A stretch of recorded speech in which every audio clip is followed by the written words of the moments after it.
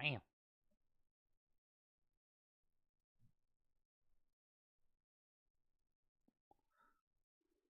Does my bubby even love me no more? No, I'm kidding. I said it on stream. Ah, fuck you.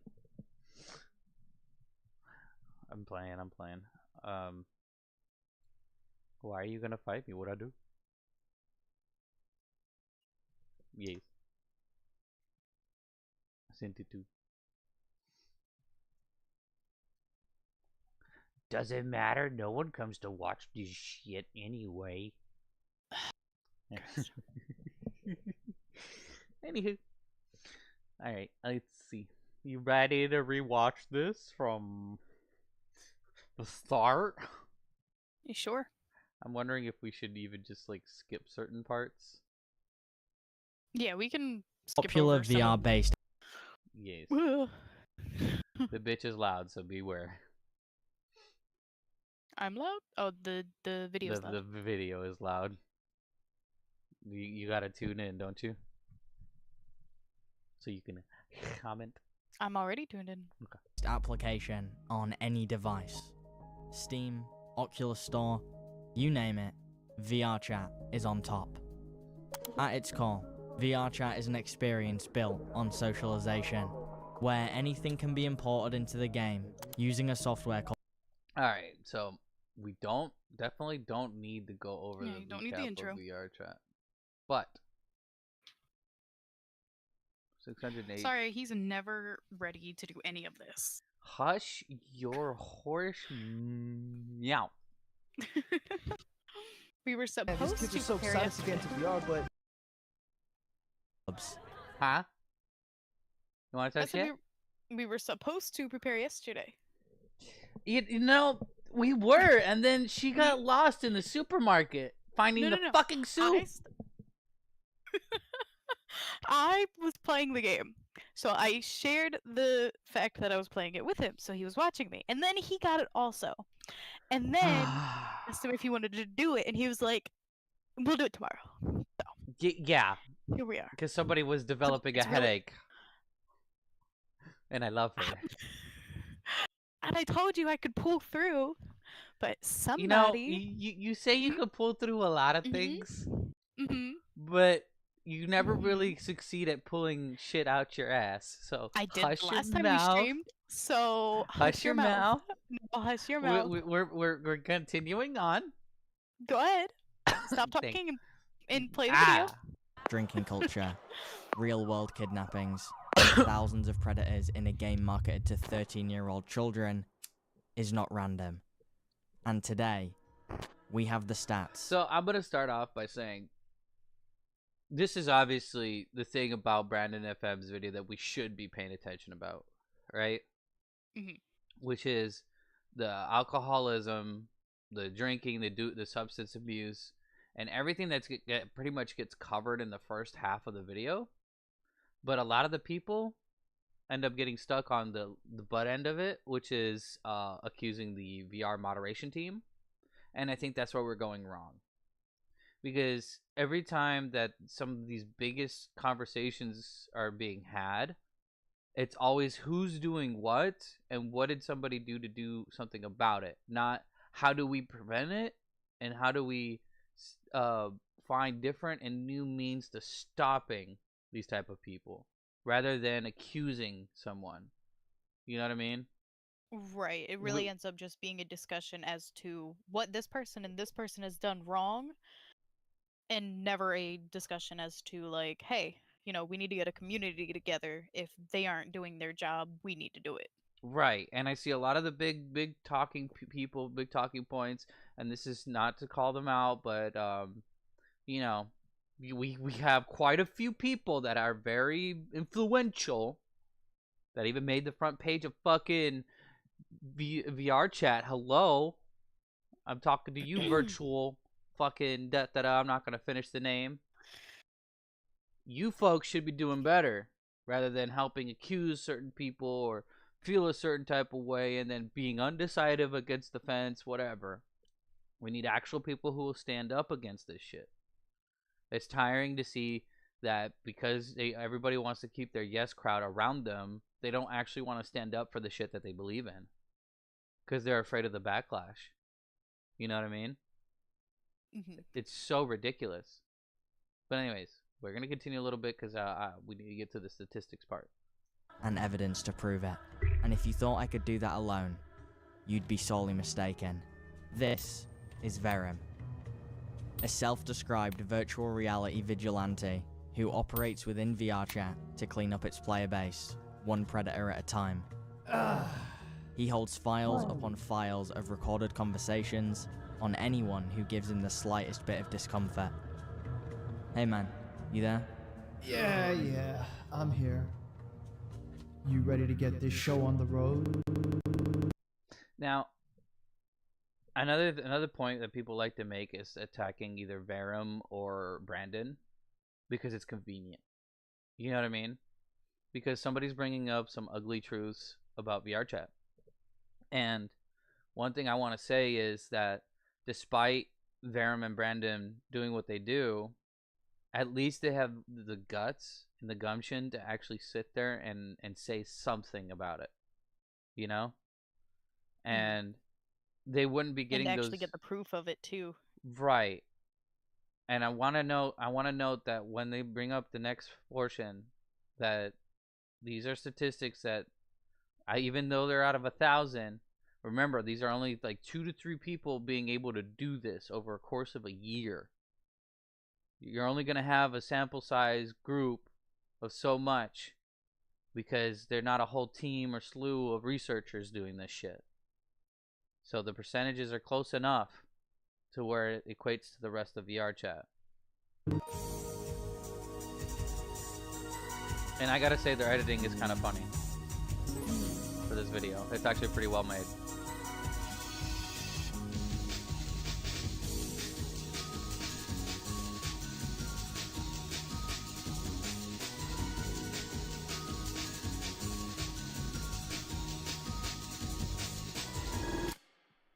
Alright, where should we start? Well, back in March of 2023, a guy named Joseph sent me an email about doing a 1,000 player VRChat study. Fast forward to August 23rd, and after hundreds of hours, 1,000 conversations, and a data sheet full of 78 questions, thanks to Joseph, we now have our hands on the largest VRChat study ever conducted, and the results are worse than we initially thought. So let's get into it. First of all, it's important to highlight And can we also say that kudos to the person who actually did the docu, you know, who sat there and did the questions to these people, because we know, even from my podcast, that people have a really hard time speaking their goddamn mind. Right. So the parameters of this study to avoid any concerns about it being an illegitimate experiment. Every person interviewed throughout this process was sourced from the most popular VRChat worlds. Joseph would world hop from lobby to lobby and ask people if they would like to partake in the survey. From there, Joseph would interview them in a private world until all 78 questions were answered. That way, Joseph would end up with the most diverse group of people to partake in the study. Joseph did not enter any group-specific worlds that could possibly skew the results. The data that you're about to see and that's is okay. Okay. That's also very important to know that, because here's the thing: what people don't understand is that when you're in a group, instance or in a community-driven lobby, the answers are going to be skewed. Why? Because you have a consistency of groupthink people around you that you're going to be trying to feel accepted by. So you're going to do everything in your power to try to avoid fighting the grain. Right. Or when it comes to group instances, they tend to be groups that are already made for one side of things, right? So if he was to go to like a drinking world group, you know, those people are automatically going to be drinkers, right? Right. It's not going to be random. It's going to be, okay, well, now I'm in a group of drinkers, or now I'm in a group of people that are in a relationship, or so on and so forth, rather than being random. Let's put it this way. You can't go to a Star Wars group and talk about Star Trek. It's just not going to work. You know what I mean? You can't ask them questions about it because they're not going to either A, know about it, or B, they're going to be biased towards Star Wars. Mm-hmm. Same thing goes for drinking. Same thing goes for any of that stuff. So if you grab them on an individual note, they're not going to have the yes group people right next to them or the people that they need to feel that they're accepted by to skew their answers. Well, either way, that part doesn't matter because he just said that he takes them to a separate world, so their answers aren't heard by anybody else but the person interviewing them. So that's what also makes it so great that they did it this way, rather than doing it in the lobby.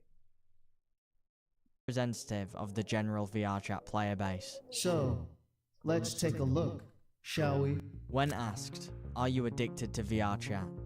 88% of people said yes. When asked, have you ever put VRChat over your own needs? 42% said yes. When asked, has VRChat ever made you feel depressed? 59% said yes. When asked, has VRChat made you feel lonely? 76% said yes. And in case you thought it couldn't get any more depressing than that, when asked the follow-up question, do you think if you left VRChat, you would feel more lonely than if you stayed? 66% of people still said yes. When asked, have you ever been diagnosed with a mental illness? 74% said yes. When asked if VRChat ever caused suicidal thoughts, a disturbing 31% said yes, and 2% declined to answer. Now, as they said those things, I want to iterate here that due to loneliness and depression, right? Because let's be honest, there's a lot of couples on VRChat, and those tend to also disappear from VRChat because they exceed it, meaning that they found what they were looking for, right? And then they move on. Kind of what a lot of people do anyways. All right? Because of the loneliness epidemic that we've had even throughout the 2020, right, when COVID hit, to even before then when we had a group of people who were just lonely outcasts that decided to drive themselves to VR, you have a very wide pool of subjectable people, meaning that depression, anxiety, mental illnesses, depression, loneliness, whatever, all those things can contribute to the manipulation of someone's mind, because already are you trying to fight for an acceptance within a group that you think you could be most compatible with, right? That's like going to a school and you're the nerdy kid, and then you see the Yu-Gi-Oh club over to the right and then the football club to the left. You're obviously going to go for the cards to the right because it's easier for you. That's what you think that you're going to be more accepted by. And in that same rhetoric and sense, the VRChat's the very same way, right? Let's put it in this way too. In college, they have things called sororities and what's the other term? Sororities and frats. Mm-hmm. And that's only in big name colleges. Local community colleges don't have those. Right, but in those situations, especially when you come from a low town, small town bullshit, you join a sorority or a frat. A lot of times, these things have called what are they called? The not roasting, but like initiations and whatnot, where they completely treat you like shit. They used to, anyways. Nowadays, I don't know, but we all seen fucking shows like Blue Mountain State. Okay, that shit used to exist, and people used to get paddled. People used to have to get put through some very embarrassing things just to fit in, and that also causes people to warp their mentality, because sometimes people that were otherwise good, healthy students turned out to become drug addicted people because of peer pressure. And we need to keep that in mind when we're discussing about VRChat matters. Okay? This is a problem that a lot of people don't want to talk about because you guys are so indoctrinated into yes groups and yes thinks and all this other different shit that you don't see the predator that's standing next to you.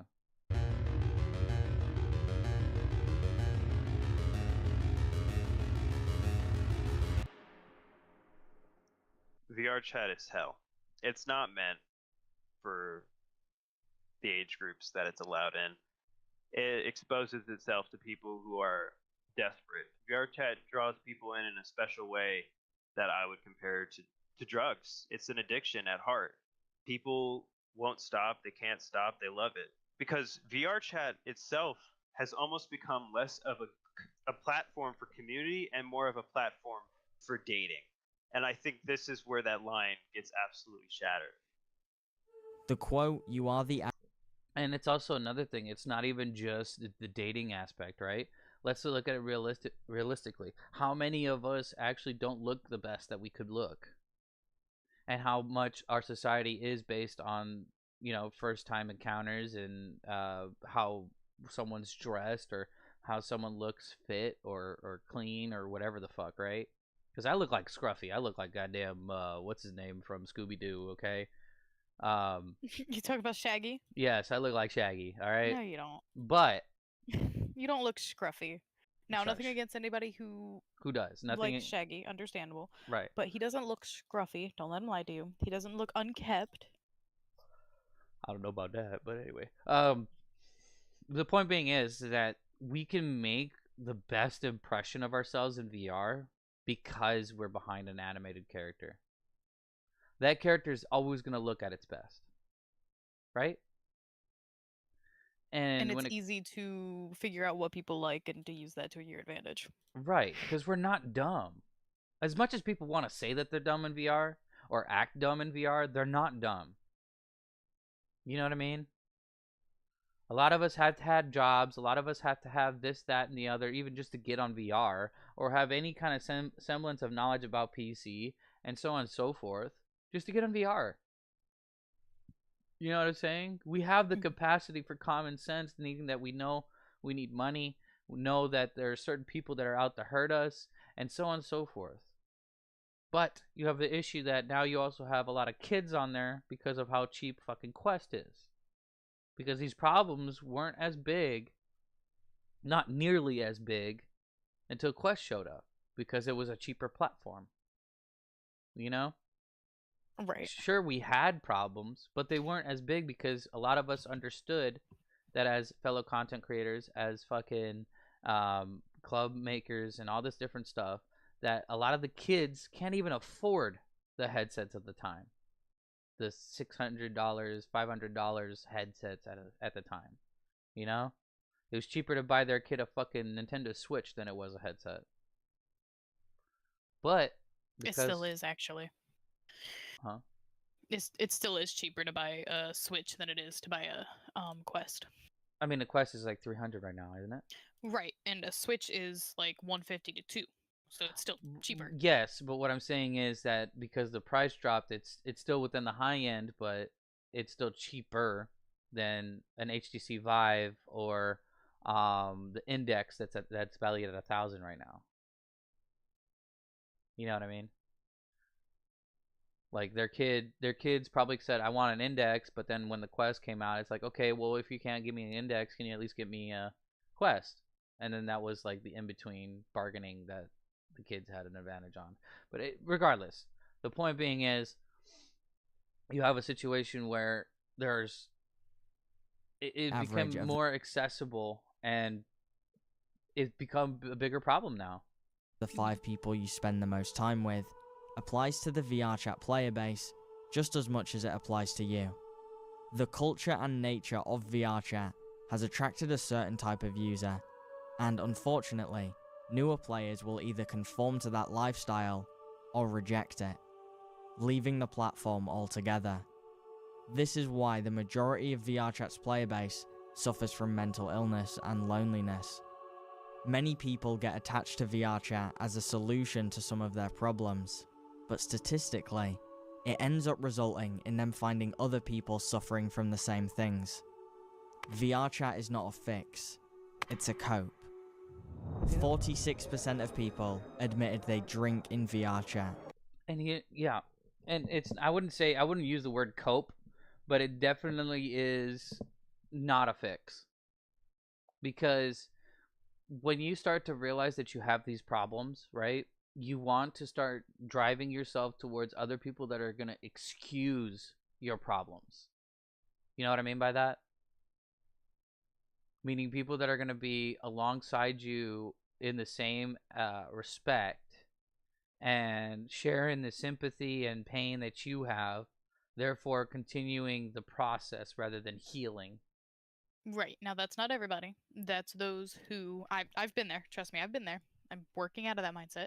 But that's people that either have been diagnosed with a mental illness and don't want to do anything about it, or believe they have a mental illness and use it as an excuse to continue doing what they're doing, or to hang out with the people that they're hanging out with, or to find people that are going to baby them and agree with them rather than help them. And there's a rare set few individuals that will actually sit there and try to improve you. I'm not trying to toot my own horn, but I kind of do that with my friends quite often, because I don't believe in them suffering long haul when they could bear through what they're already dealing with now to improve themselves. I find it to be absolutely ridiculous not to do so. Right. You know, and I know that this video includes a lot about drinking and alcoholism. I don't think it's as big of an issue as people want to say it is, because out there in the world, a lot of people drink. You know? And alcoholism is a problem when you drink on an often basis. It is and it isn't. It is when you drink on an often enough basis, yes, to where it's like every day, multiple times a day, multiple ounces a day. But it also depends on how it affects a person's personality and choices. Right, and then that's where I could kind of see it. But when you sit there in the drinking groups, a lot of them tend to just do it on the weekends, so I don't think of it as big of a deal as it is, at least according to this video. Right. But I also have seen the opposite spectrum of it, where there have been a couple of people who literally drink only to make bad decisions the whole time, and then regret and drink some more because of those bad decisions. Right. And all the groups that I've hung out with have been like very strict, like, okay, if you've had enough, we'll watch over you. We know not to let in certain people, not to let in kids. Always age verification. If your age isn't in your bio and you don't act like an adult, then you get kicked out automatically. Right, which I think that the drinking community does a finer job than the other communities on VR chat. At least they have been the ones that we've joined in anyway. Right, they've been pretty on point. I'm like, drink if you can, drink, don't drink, don't force yourself, and stuff like that. Right. Which is far better of a mitigation than some of the other communities have performed. All right.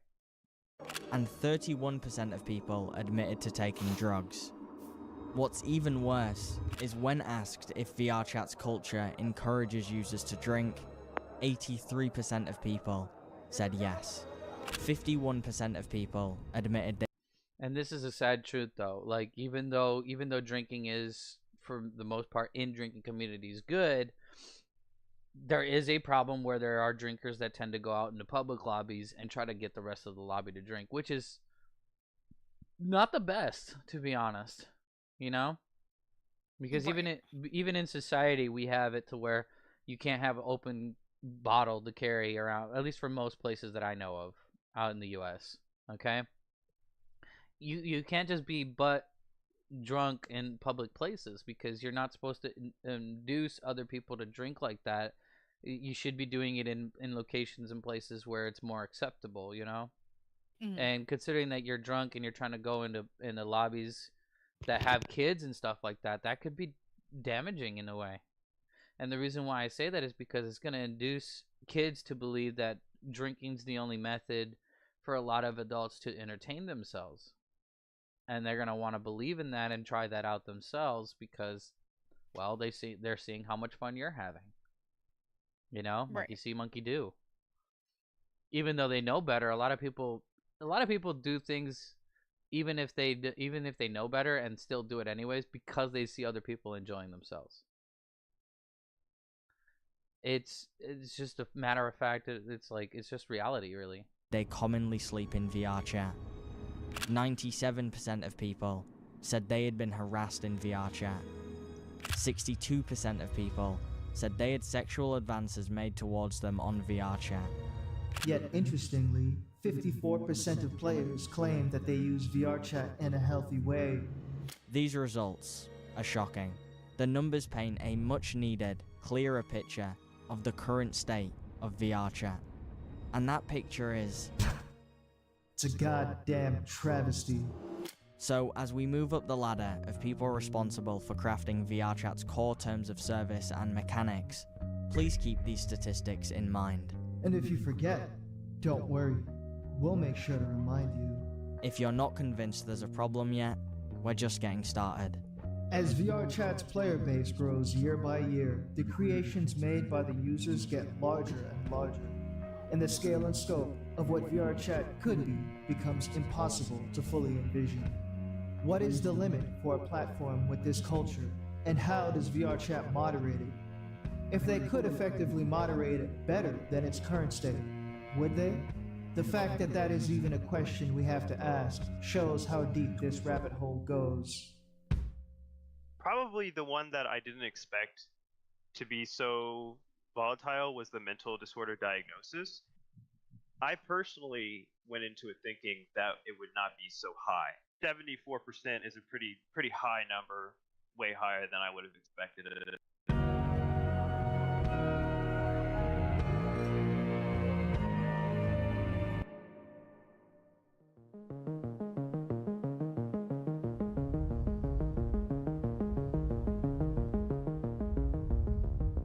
This is the official VRChat Discord server. Okay, this is probably one part that we will be skipping through because it's about the moderation team. And it's, as we stated in the announcement, we don't take sides with Brandon FM or the moderation team. What people tend to do on their own private time, it's up to them. Brandon's only trying to bring up this investigation and the things that are conducive toward it. So we're going to be jumping through this part because there's other topics in this video that are worth mentioning that you guys have clearly passed through instead of actually breaking down and acknowledging. So Home assuming it due to the fact that it's an illustrated drawing of a fictional character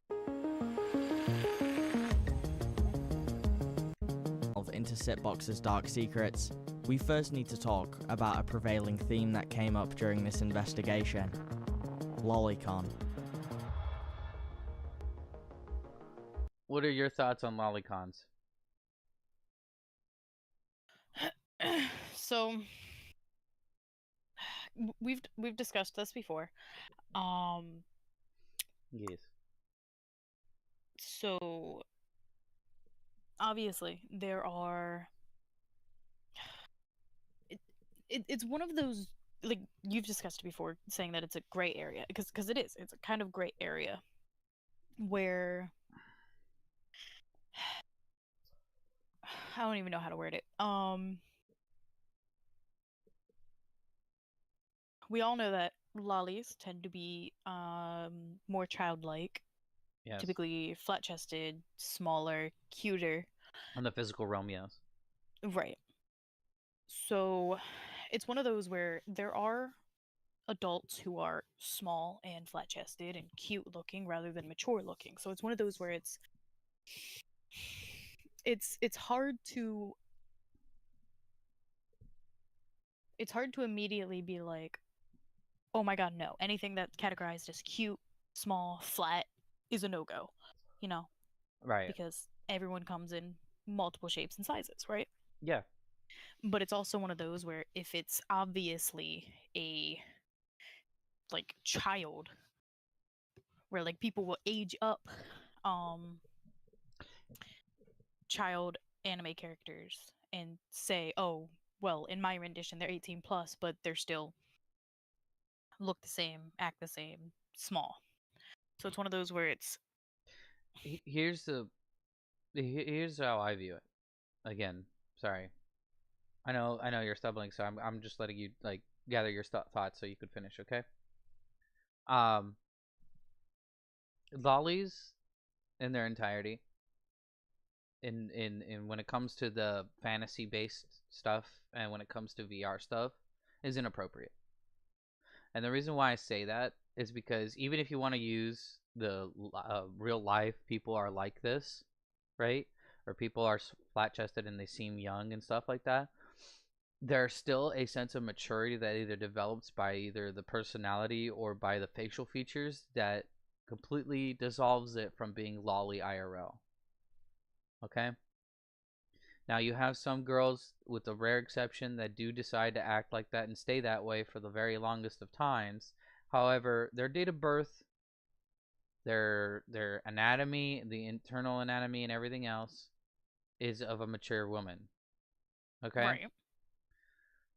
However, with these fantasy characters, they're not. They're fake. They're not real. Okay? And should not excuse any kind of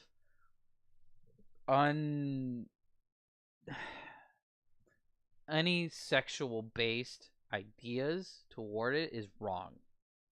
The reason why I say that is because a lot of times you'll see that in VR chat, a lot of people wear those very effeminate, very lolly like avatars, and then they want to act mature or be fucking grown up in the bedroom while wearing that, which leads people to sexualizing and fantasizing about a younger form of a body, which a lot of kids have, which can then lead on the mind to doing things inappropriately with kids because the line starts to become blur.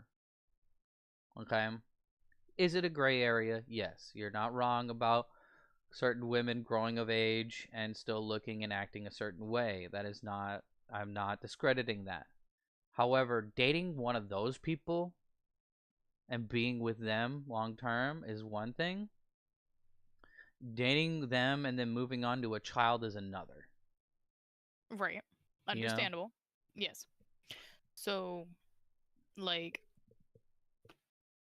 all of that is understandable. Yes. I'm not going to argue and be like, oh, but it's acceptable if it's this, this, and this, because it's not.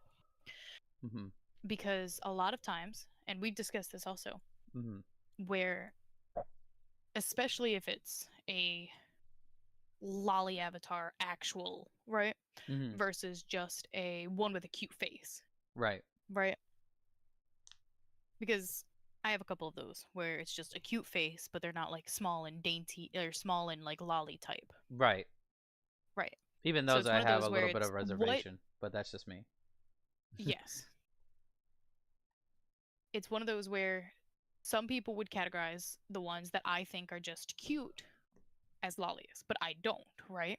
So it's one of those where, depending on what people consider lollies, you know, it's hard to categorize it all in one when I could say, no, that's not a lolly, but somebody would be like, yes, it is because of this, this, and this, right? Right.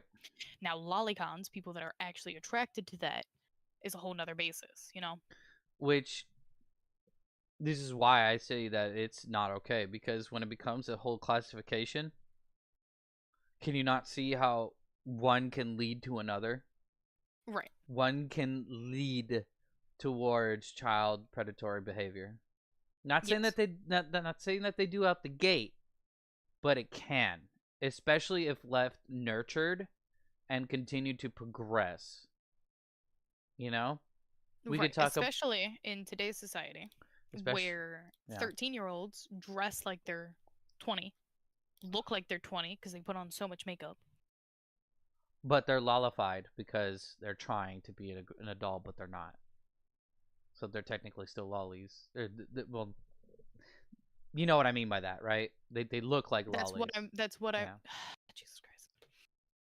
That's what I'm saying is when you have a 13-year-old that, because sometimes you can't even tell. You'll look at them and think, oh yeah, no, they're an adult, but they're not.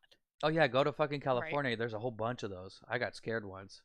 I was hitting. Oh, so here's the story. I was hitting on somebody that didn't look at all like a lolly or anything like that. They looked like a mature, grown-ass woman with giant titties and everything. Comes to find out, they're like fucking 15, 16. And I was like, oh, hell no. I had to dip the fuck out. Right.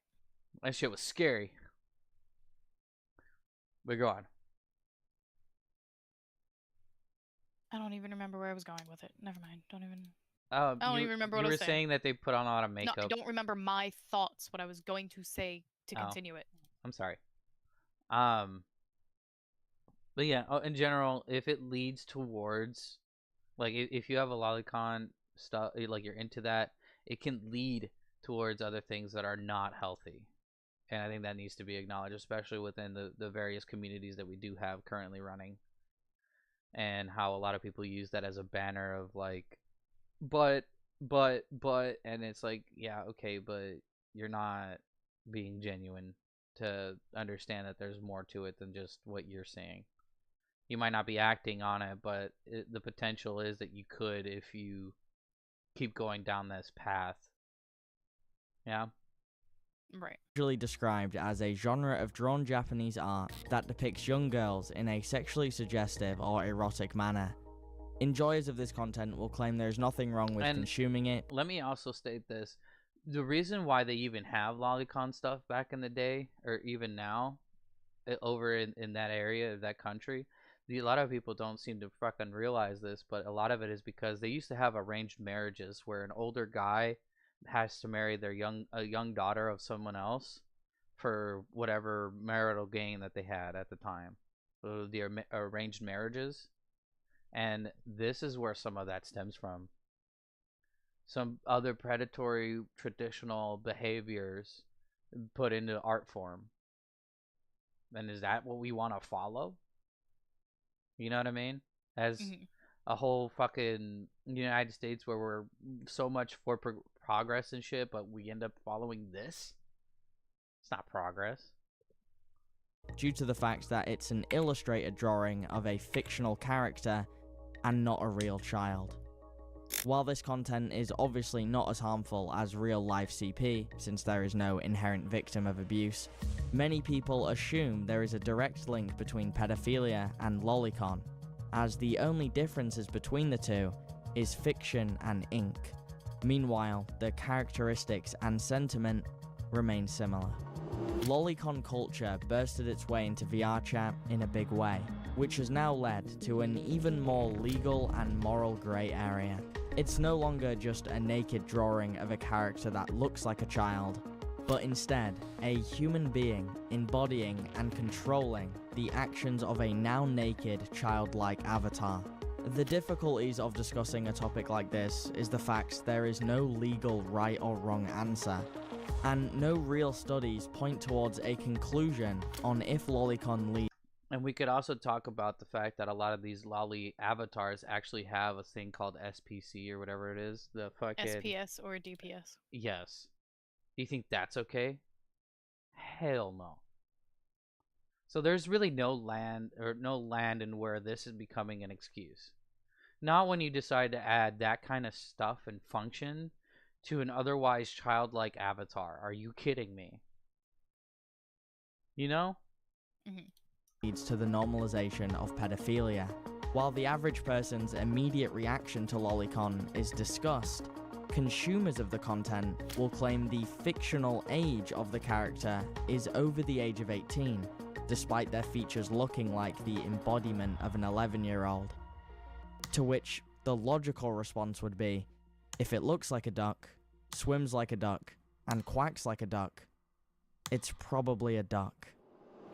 Brandon, obviously, any sane person can see that a person who spends their day liking drawings of children is a fucking creep. But let's keep things on track and get back to Sitbox, shall we? Yeah, you're probably right. So, again, we don't side with either side, but this part does need to be shown for an understanding of what we've been talking about for the last 10 minutes. Tell them what you found in the Google Drive. Upon opening the folder, I was shocked at the contents within. Images and a GIF of Sitbox committing sexual acts in. So, does that look like a grown character to any of you viewers? No. There's no way, no how. And for an adult to be wearing it, why?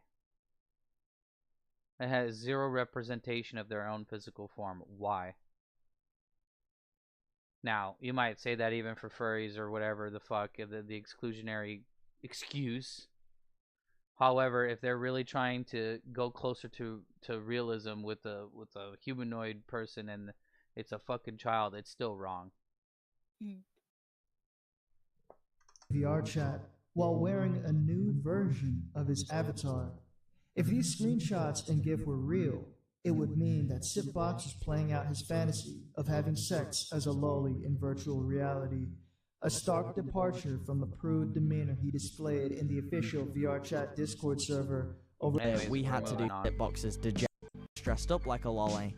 But This is the character that we're talking about here, and how a lot of Now, people, that one obviously looks like a child. That is a no-go. right, and yet, and when you start witnessing in the next few frames here, this thing has the systems that we were just talking about.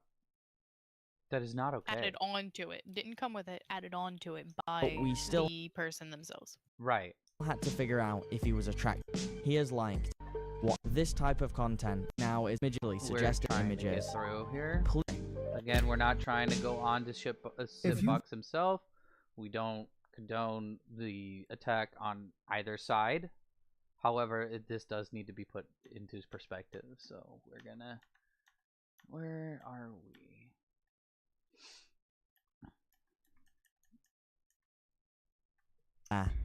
It was time to utilize the Ripper Store. A now defunct website, a moral of looking through all the Unity avatars that made up Sipbox's large collection. There were two that stood out among the rest. Physically, both avatars looked the same, with the main difference being the thumbnail and title for each upload. However, digging into the details of each avatar's Unity assets shows us Sipbox added some personal touches to both of these creations. On the avatar titled Sipbox-Extra, under the hip section, we can see there is an asset titled Nice Yeah. And on the avatar titled Fun Smiley Face, there is a genitalia asset combined with something called DPS. This does not look good. So that's basically what we were trying to drive home to. We're gonna skip ahead.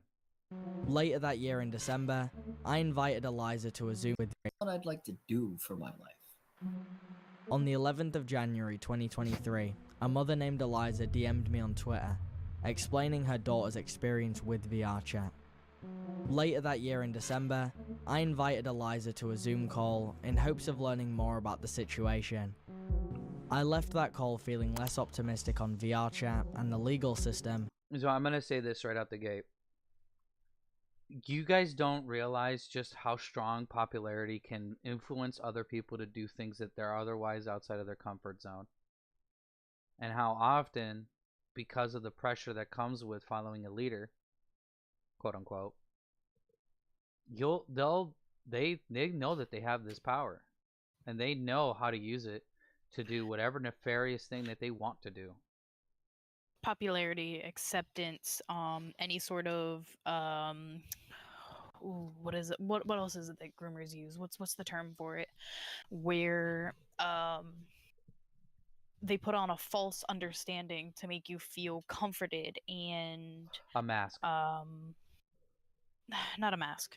There's an actual term for it that Mm. they use, especially with when it comes to like people that are grooming, which is what this is about to talk about.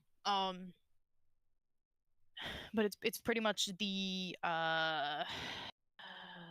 false acceptance and the false understanding of what somebody is going through to make them feel comfortable and accepted and cared for more than what their life is giving them.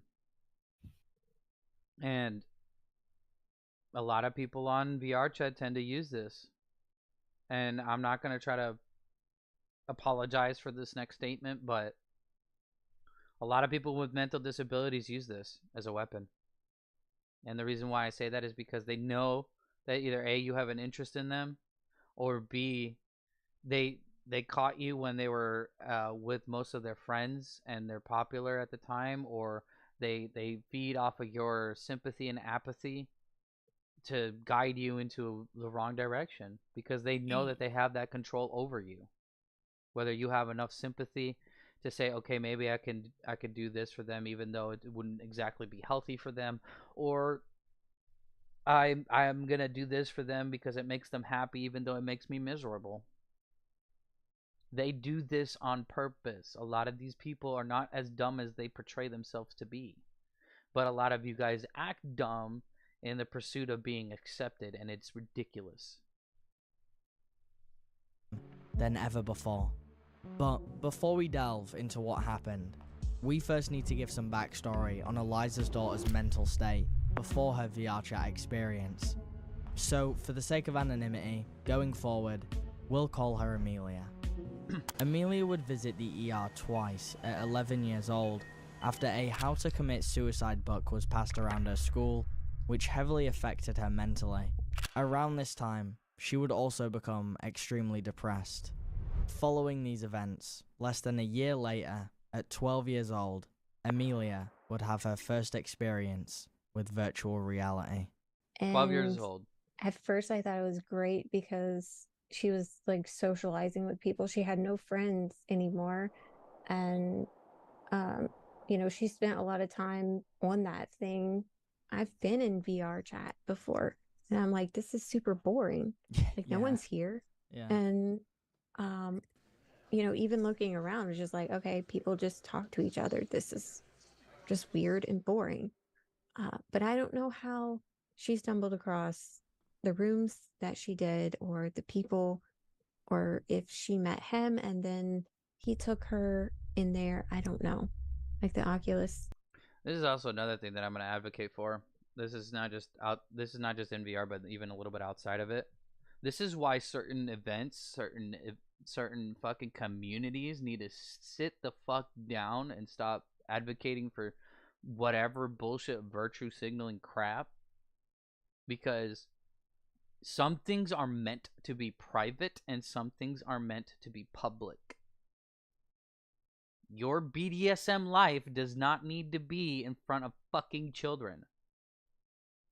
Stop trying to indoctrinate the next fucking succession line of people that are going to go out into the world just because you need to feel justified and validated. Okay, You already okay. have a group of people for that. Mm-hmm. This shit happens in VR too, and I'm sick and tired of seeing it. This is why this child got fucked up. Is because people don't know how to keep a private life and a public life separate. Learn the difference. There's different etiquettes.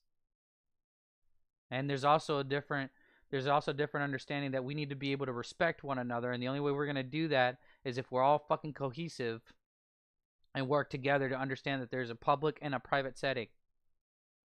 That's all that needs to be said. It sits in my closet, and really I should just get rid of it because it's such a painful reminder of everything we went through. Did you want to add before we continue? No. Okay. But yeah, she just can't even look at it anymore. Amelia found comfort in VR chat, as she no longer had any school friends. But unfortunately, because Amelia was in a vulnerable state, it meant she was susceptible to the vast amounts of predators that populate VR chat. And it wasn't long before she met a user that went by the name Silver Lining 05, aka Hayden Davis, a person she would spend a lot of time with over the coming weeks. Did she meet this person through VR? Yeah. I know they were doing things on VR. There's certain rooms, I guess, that they do things together. But she doesn't really talk about that. And I'm not going to push her, to talk about something that she's not comfortable with. But yeah, I didn't know about that side of VR. The more the two hung out on VR chat, the closer they got. At the time, Hayden was 17 and Amelia... I gotta say also, this is like... I'm not gonna say it's 100% the mom's fault, okay? But I will say, this is what society has come down to, where we need to baby our children so goddamn much that we can't even ask probing questions when it's for their fucking safety. Here's the thing, though, right? And I'm going to stop you right there. Just because that's not even the part of it. It's not that she didn't feel like she couldn't ask her questions, right? It's not that parents think they can't, or at least not when I was growing up, right? Maybe Well, nowadays, yeah. but it's not the fact of the parent isn't asking the questions. It's the fact that the child isn't telling the truth or That doesn't too. feel like they can, Yeah. right? No, If my that's why I mom said asked it's me not what I was doing, 100%. if I was that age and my mom asked me what I was doing, I wouldn't tell her the truth. Right. That's why I First of said it all, I wasn't. wouldn't want to get my shit taken away. Right. That's Second what. of all, I wouldn't want to have the lecture about it, whether I knew if it was wrong or not. Mm-hmm. That's why I said it wasn't 100% her fault, because it's a fault of communication on both parties. Okay. But what I'm still saying is that there needs to stop being so much babying and some growing up that needs to be done on a lot of different portions of sides,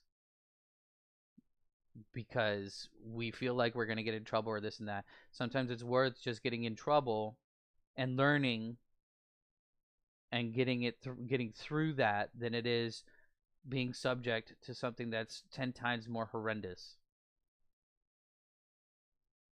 Like, you would probably want to get slapped on the hand because you're trying to touch a stove that's on fire versus actually letting your hand touch the fucking fire. See, but here's the difference, right? I grew up in a household that I told you the stove was hot. You didn't want to listen? Fine, burn your hand, right? Everybody Yes. grows up in different areas, right? Yes, different upbringings, yes. Right. So it, it's one of those where, yes, sure, both sides, whatever, right? And I don't know exactly where you're going with this, right? Because sometimes I don't quite follow you. Mm-hmm.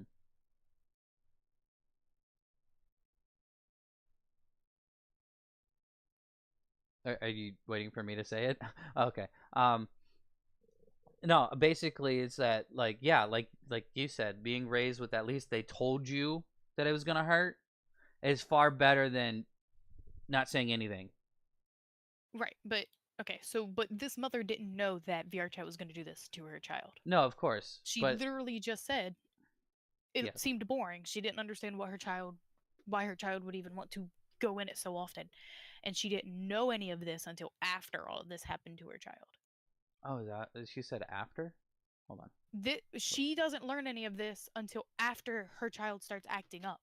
We've Ah. watched this video once before. Okay. Then we're going back. Well, even still, Because she doesn't explain that until later in the video either. okay.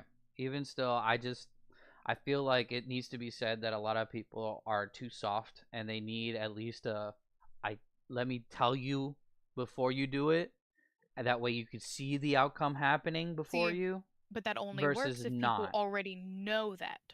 Mm-hmm. Where we know, right? If we were to have kids, we know the side of things that they could get themselves into. Some people don't know that. Oh yeah.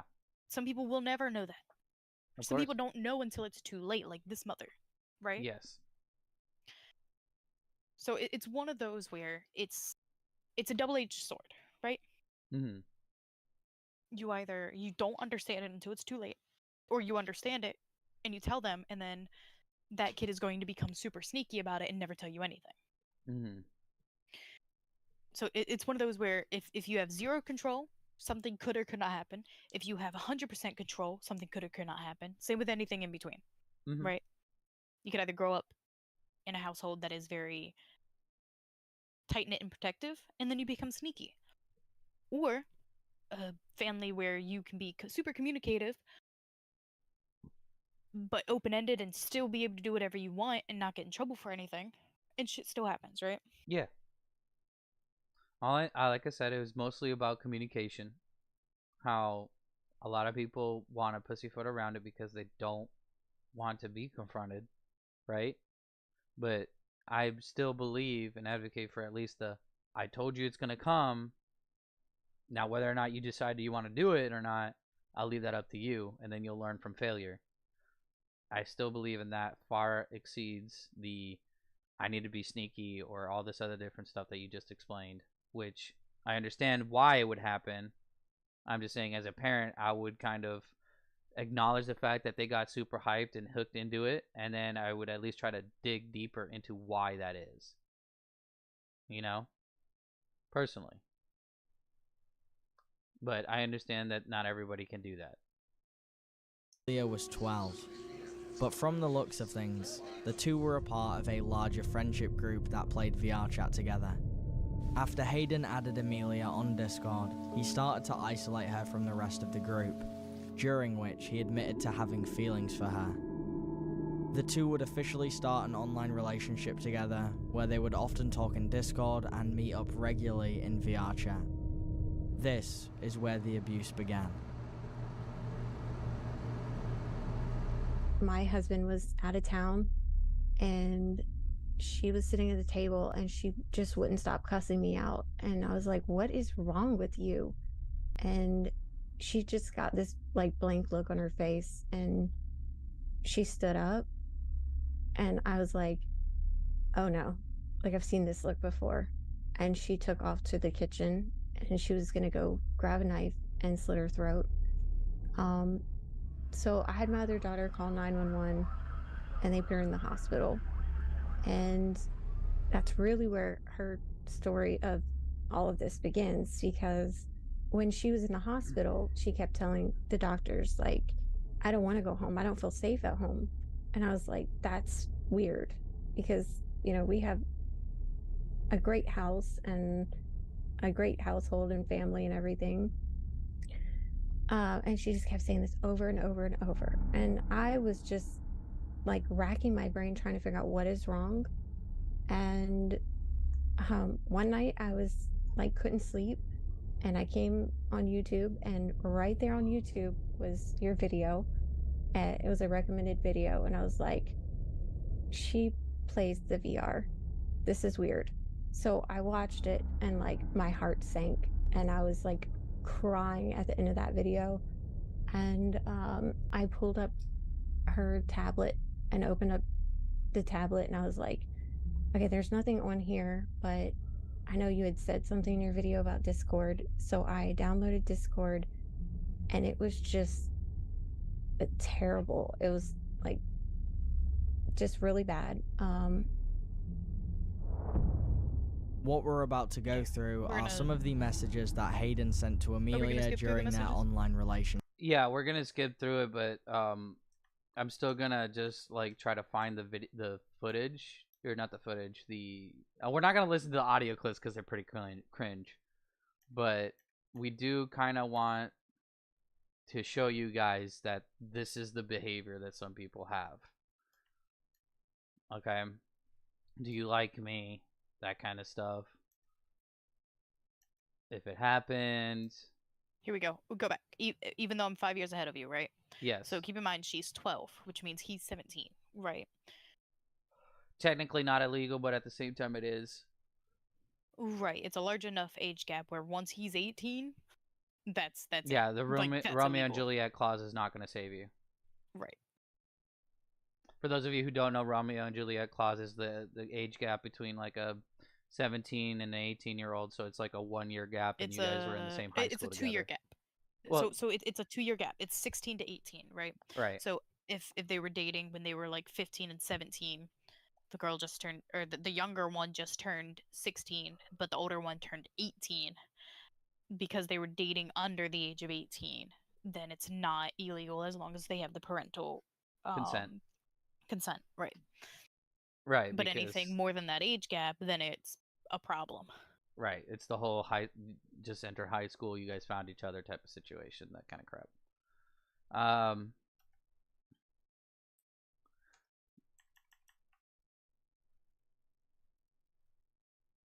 And see, like, they were in the middle of a panic attack and they're pushing it. And this is where it goes crazy. And this is the stuff that we technically see even in smaller communities and so. But it's just not okay. It's just not okay. I'm up with an idea. At the end, like right before she tried to take her life, I could tell at that point she was starting to get addicted. to the VR. She didn't want to talk to anybody. She wanted to stay in her room and just play VR. During that time, I don't want to say coddling, but when your kid almost takes their life and then you find something that makes them happy, even if it's bad, like playing video games, you kind of give in to them a little bit because you're so scared of what. I want to say video games isn't bad. It's when it's certain things that are bad. Like the, right, that's where she lead that's where side. she was saying where it's once you give into that once you give into knowing that video games make them happy and that's all they want to do, that's when it becomes bad. Ah, okay, maybe, yeah. That's what she's saying. I don't know, I'm a gamer. I don't think there's anything wrong with me. Jesus Christ. I'm just saying, it just depends on the severity but you're also of an it. adult. Huh? And you're also an adult who has their shit together. True.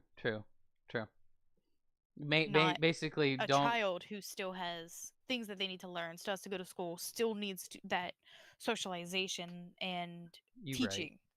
You're right. That's when video games all the time can be bad for a growing child. So remember, moderation. Only about 2 hours a day. We're not getting into that shit. For you Don't kids. listen to him. Don't listen to him. Ah!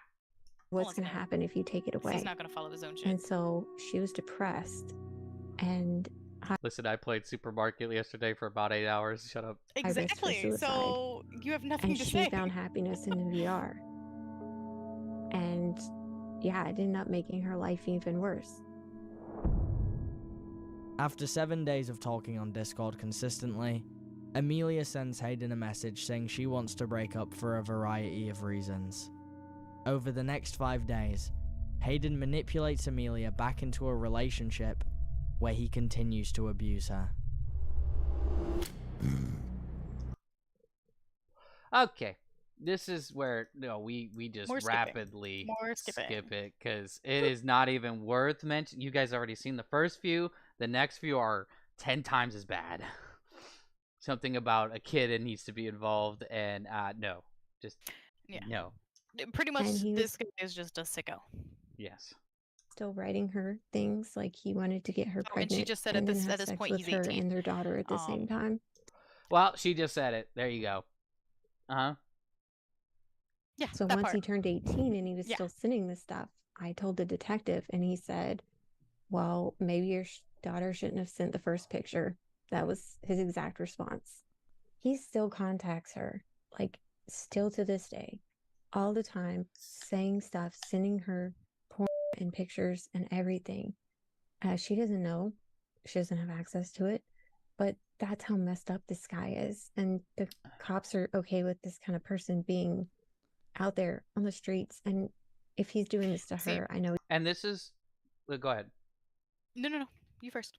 And this is exactly what I'm talking about when it comes to society as a whole. Just as the cops aren't doing anything, you fucks in your communities don't do anything about your bad actors either. He's got, there's nothing I could do. It's not. I can't prove it. Me. And it's like, okay. Here, she has the proof of it, and the detective still isn't doing anything. A 5-year age gap, and he's 18, still doing that.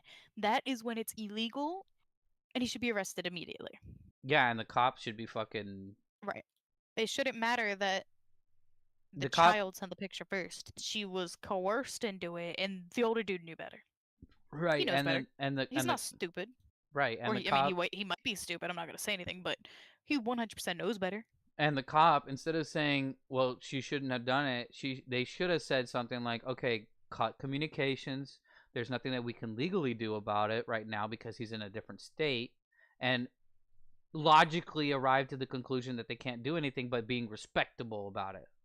Just the very same that VR should do and the community should do is saying, okay, we can't confirm this stuff, but we also need to put some eyes on this individual just to keep it on the safe side. Commit to doing more than commit to doing less, like the cop did. Okay?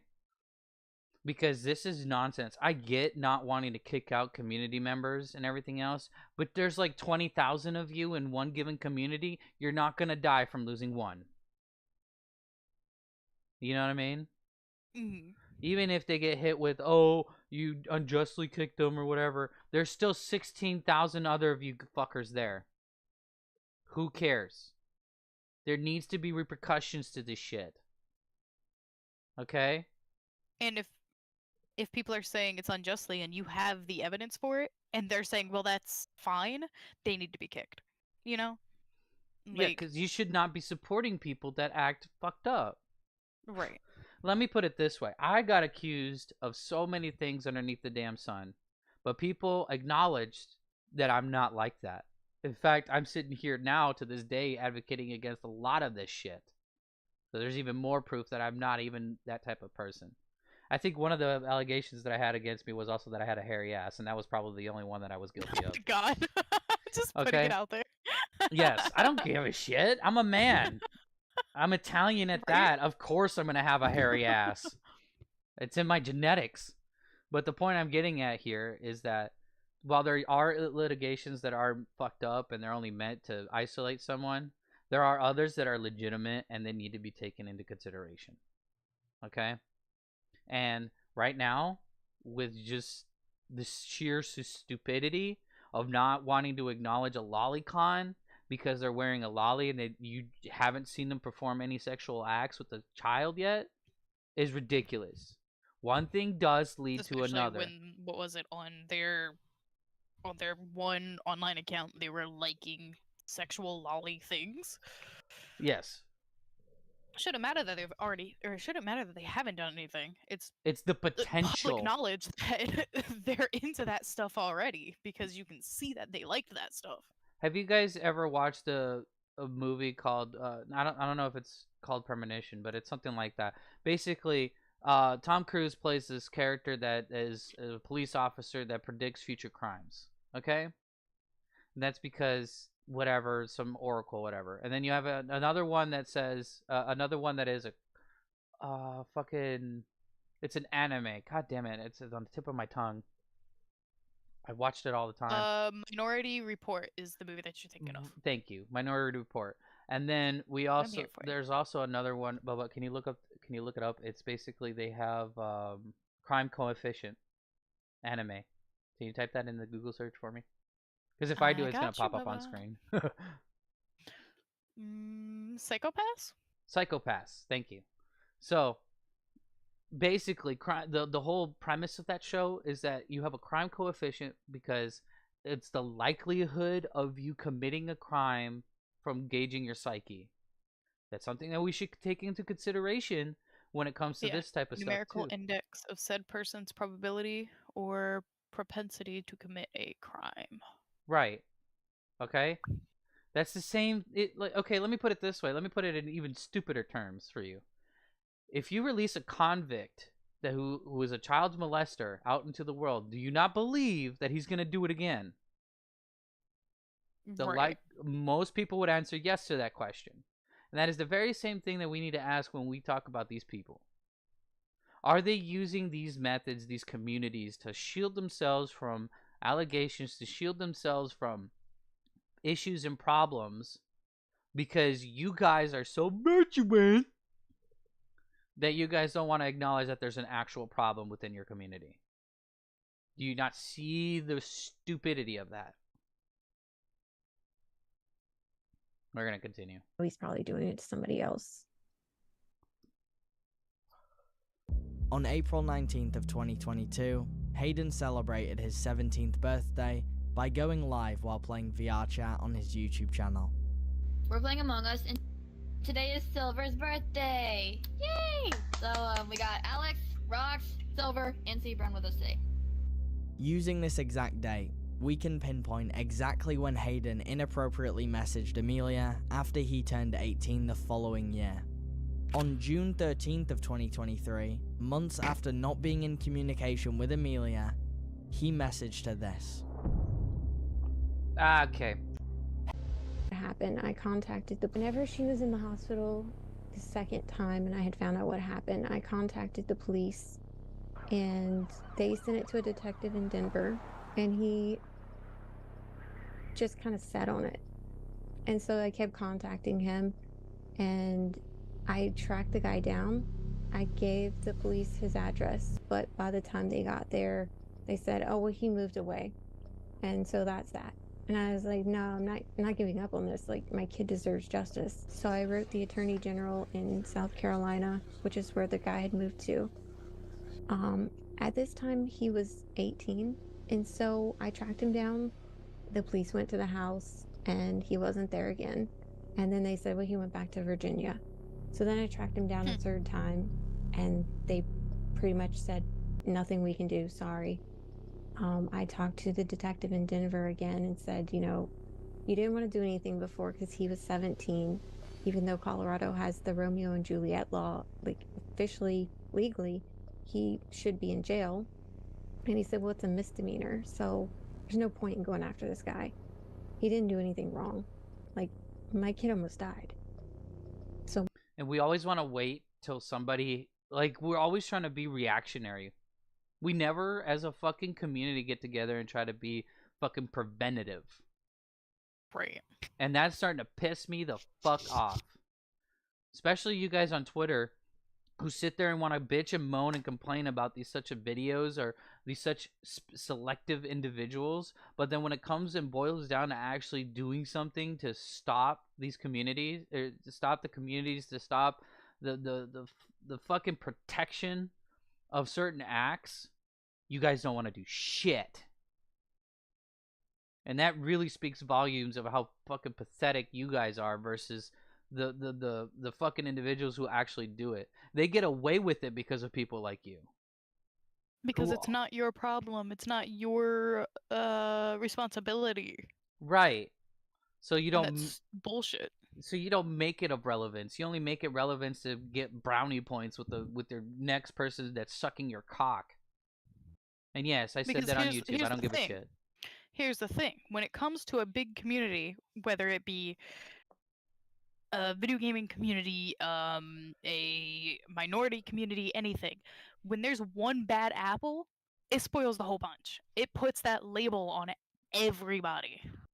And we could see that with fucking Twitter in general when it comes to like the BDSM, the LGBTQ, and all this. You see so many people of the original community pull away because of those bad apples. And if you guys can't acknowledge that because you're like, oh, but now I have more freedom. I can put my cock on a 14-year-old kid's head. Okay, yeah, that justifies everything. You guys are fucking... Once he turned 18 and he was still sending this stuff, I told the detective and he said, well, maybe your daughter shouldn't have sent the first picture. That was his exact response.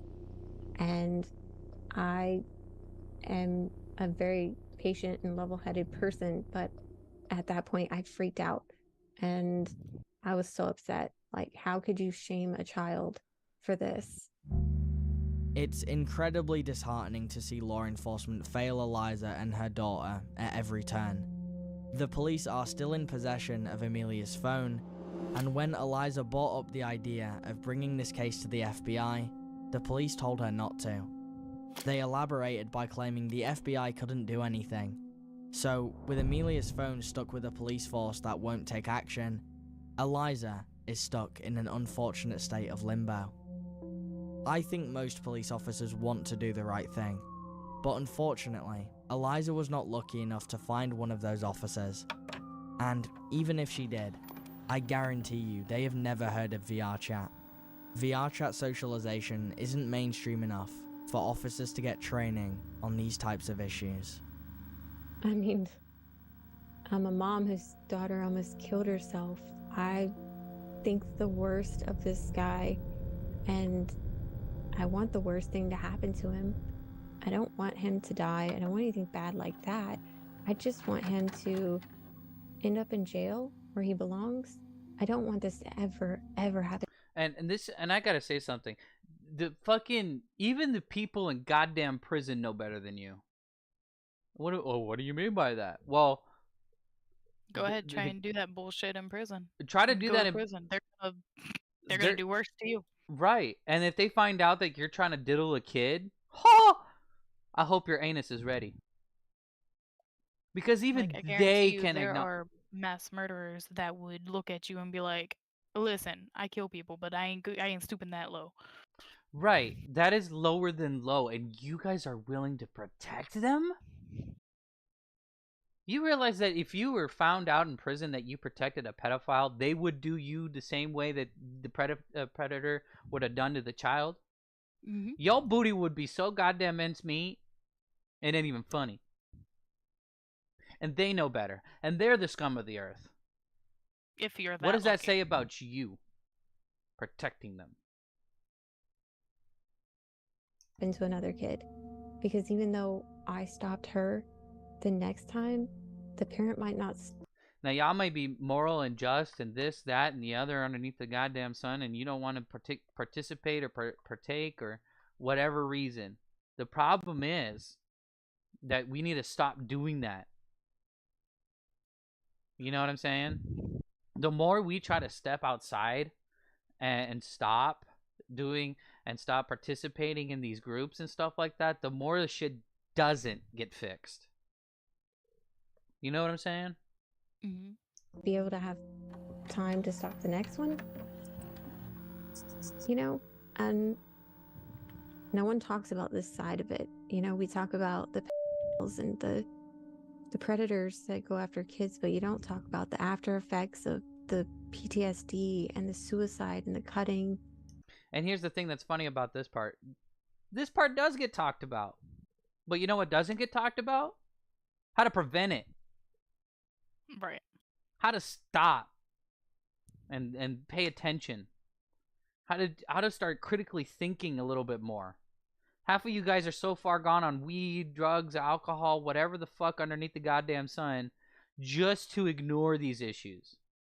Just to ignore that shit doesn't smell right. You know? And it's so depressing because you get so many people that end up going through more problems than actually fixing them.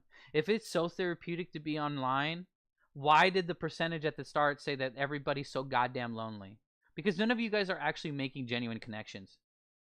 I don't see anybody in your fucking friends list borrowing you money when you need it most. I don't see any of them fucking like trying to help you move or do shit IRL when you need it the most.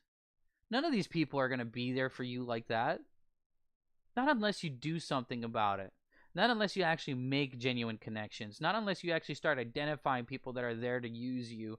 And all this other critical thinking shit that a lot of you guys don't do because you seek cheap thrills and monetary stupid rewards, you know? Momentary rewards. It's so dumb that we want to go with a cheap amusement versus actually trying to make genuine long-term friendships that are underneath the fucking microscope. God damn it! And how their lives change forever. She's never gonna grow out of this. This isn't something that she just gets over. It's something that she'll have to deal with for the rest of her life. And I want him to deal with, you know, consequences for the rest of his life too. He should be on a list. People should be aware that he's has the ability to say some of this stuff to kids.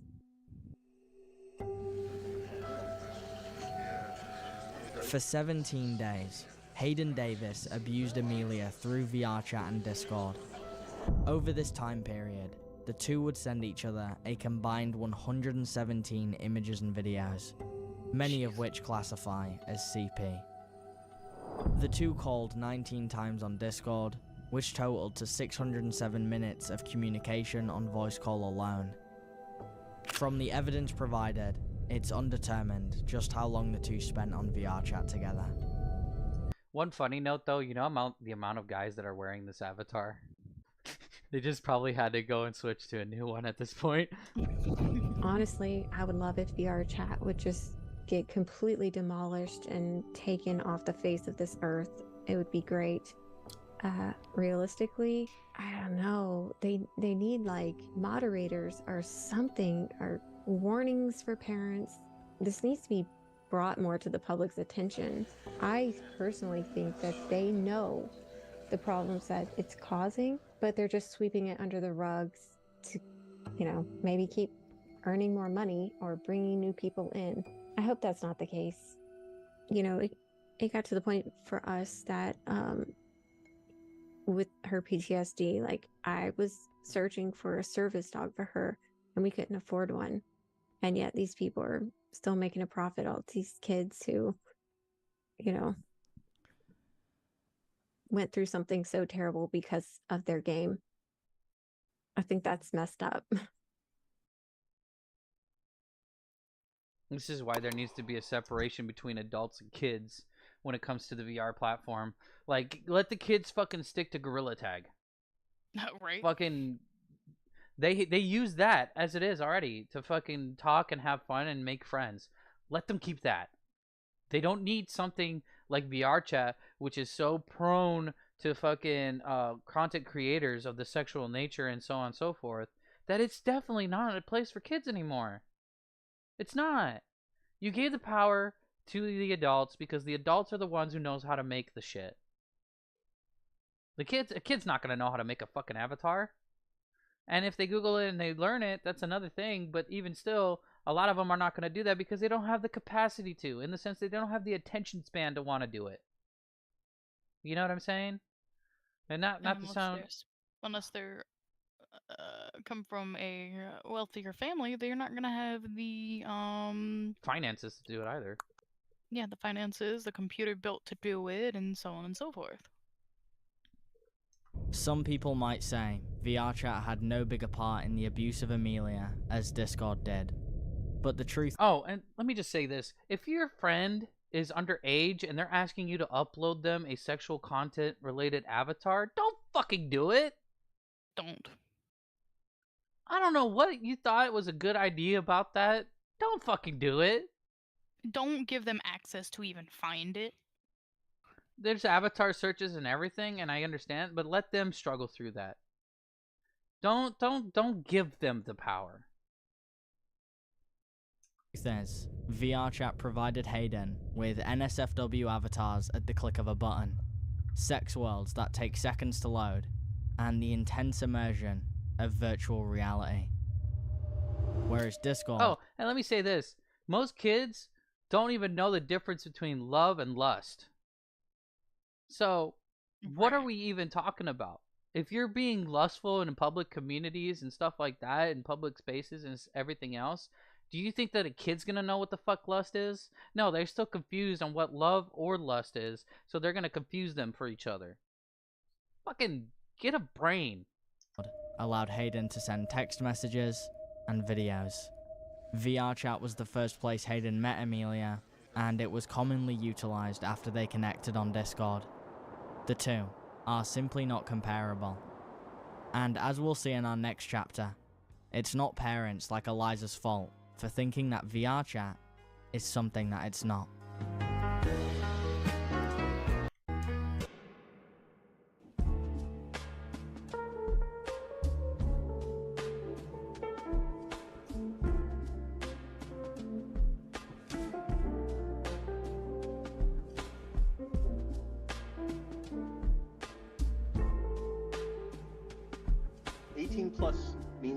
Nobody under 18 means something else. You know, this is like a really weird nuance of English, right? Yeah.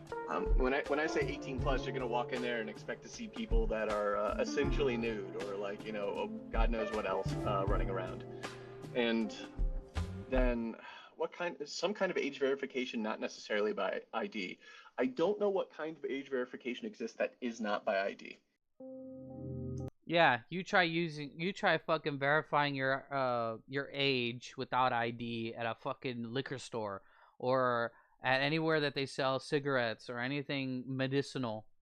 Like, right. You need ID. We need to stop babying the whole anonymity shit angle that we have, because it is empowering these types of individuals to fuck up even more or fuck other people up even more.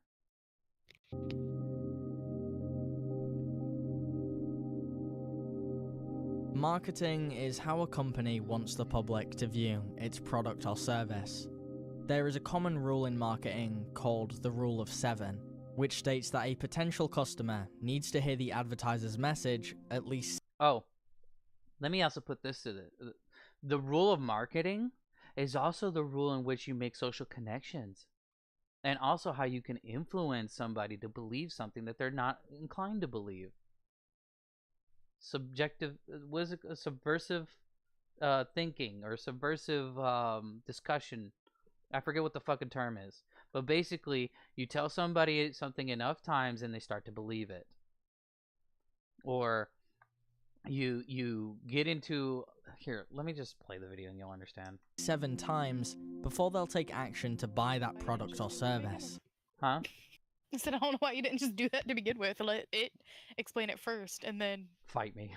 go off of it. This message needs to remain consistent throughout all advertisements to not confuse potential customers, which is why you'll see certain marketing campaigns start and end with various aesthetics and undertones. And VR chat is no exception. Subliminal. Subliminal messaging. Yes. So that's exactly what that's what it just showed.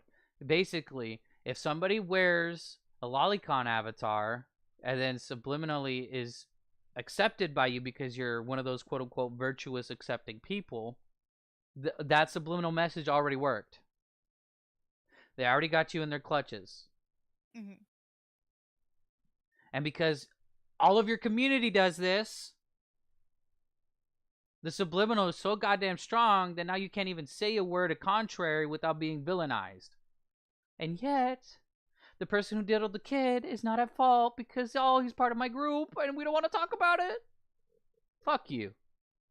Their marketing across all platforms is extremely consistent in tone and style. However, we already know what VR chat is, from the stats, from the culture, from simply playing the game, and from the crimes. But instead of looking at how we see VR chat, why don't we take a look at how VR chat wants to be seen?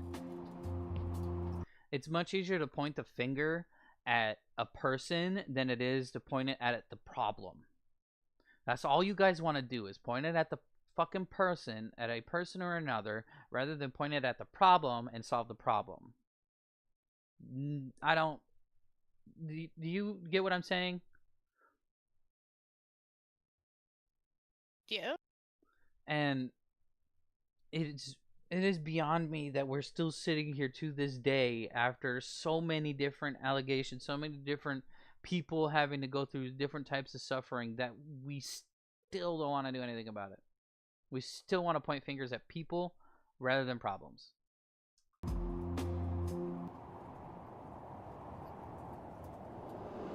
Can you name all 5 worlds? I don't want I'm good VR with an off favorites episodes. On Steam and YouTube, it's clear their 13+ age rating is not a typo. It's their target demographic. A new person looking at these pieces of marketing wouldn't have seen a fraction of what VR chat truly offers as a platform. There is no marketing in any of these videos that would suggest this platform is made for anyone over the age of 18. It looks childish. It feels childish. And that's done on purpose. They have handpicked the exact worlds and avatars they want to represent VR chat, to trick parents into thinking their platform is safe for their child. Intentional or not, that is the unfortunate reality. Even microanalyzing things like fonts, wording, colors, and aesthetics used across all the promotional materials tells any parent that this is a platform for children first. And it's here that we can see how Eliza easily made the mistake of allowing her daughter to play VR chat. You'll never see the hugely popular FBT Heaven strip club promoted or shown off on VR chat's TikTok or YouTube page. Yeah, because if we had genuine, realistic, goddamn advertising for VR chat nowadays, you know how many parents would pull the fuck out? Right. They would restrict the app. That side of the game is simply not how VR chat would like you, or potential users, parents, and investors, to view their platform. Many people who have never delved into the VR chat rabbit hole might be shocked to learn about the distinct and dystopian habits users have developed through numerous pieces of content that will never be seen or talked about in any way on any VR chat social media. The first of which is the thriving VR chat industry, only made possible due to VRChat's virtually unregulated avatar rules. Time and effort has been put in by avatar creators to make systems that allow virtual avatars to have intercourse. This subsection of avatar creation has slowly become its most lucrative, with many of the most popular creators making upwards of 6 figures just by selling avatars that are well made and can go fully nude. The adult content uploaded on numerous websites using these avatars gets hundreds of thousands of views, and some videos even have upwards of 1 million. VRChat might be the first company to have the goal of making a 13+ platform and also creating the tools to cultivate a new thriving genre of adult films, 2 things that should never cross paths. Another byproduct of the over-sexualization of VRChat's culture is phantom touch. And here's another thing that astonishes me, right? When it comes to the rating of games, they're very meticulous about this. So why the fuck isn't VRChat under that same scrutiny? You know what I mean? On what is potentially able to happen and what you're able to do. That stuff all is taken into consideration. Even for what other people do, right? So like, and you're asking me about how does that make sense? I mean, you have games like Red Dead Redemption and GTA and stuff like that, right? Well, let's think about it. Red Dead Redemption, there's quite a couple of scenes where you can either fucking shoot somebody who's virtuous and good. Like, I think there was a whole meme about Red Dead where you could grab the girl from the railway bullshit story that's in there and tie her to the horse and drag her away. And all this other different shit, because they understand that the user can do some really fucked up shit in this game. So why isn't it that they cannot acknowledge that when it comes to something like VRChat? An apparent sensation of being physically touched when a player gets so immersed in VRChat, their brain is tricked into thinking it's making contact with another human being. And while many users completely over-exaggerate the intensity in which they experience phantom touch, its existence is very real. On the other side of the spectrum, VRChat families are becoming more common in the ecosystem. Users will construct virtual families that they feel provide them more love and attention than their real-life counterparts. It gets even more dystopian when you see how predators have utilized this. And can we also mention that some of these families also decide to fuck each other in the game? You think that's healthy? No. Phenomenon. In this clip that YouTuber Ergblar recorded, we can see a 30-year-old user named Andy Goku adorning a Stitch avatar, attempting to recruit a child into his VRChat family. Hey, I have an idea. How would you like? And that type of people is disgusting to me. Because you never know if they're doing it because they have some kind of mental disability, or is it because they have some kind of fantasy that down the road they can acknowledge and plan ahead for you and manipulate you into believing something. You know what I mean? Right. Because again, these people aren't dumb, especially the predators. They're not dumb. They do this shit on purpose so that they can garner defense, so that if you do go after them, you basically don't have anything on them, or even if you do, they have the whole benefit of doubt because it's fucking anonymous, right? Right. And this is where people can use this as a grooming technique, right? Mm-hmm. Where now I've participated in this. I've got a couple quote unquote adopted VR children, right? Mm-hmm. But I know that people do use this technique to be like, oh, your family's not treating you right, or you don't feel comfortable with your family. Well, I'll be your new caretaker. I'll be your new dad. I'll be your new mom. Mm-hmm. I'll take care of you. I'll do better for you. You know, tell me everything that's going on, and make them feel comfortable. And then from feel comfort, trusting. And then from comfort, build it towards sexual angle. Exactly.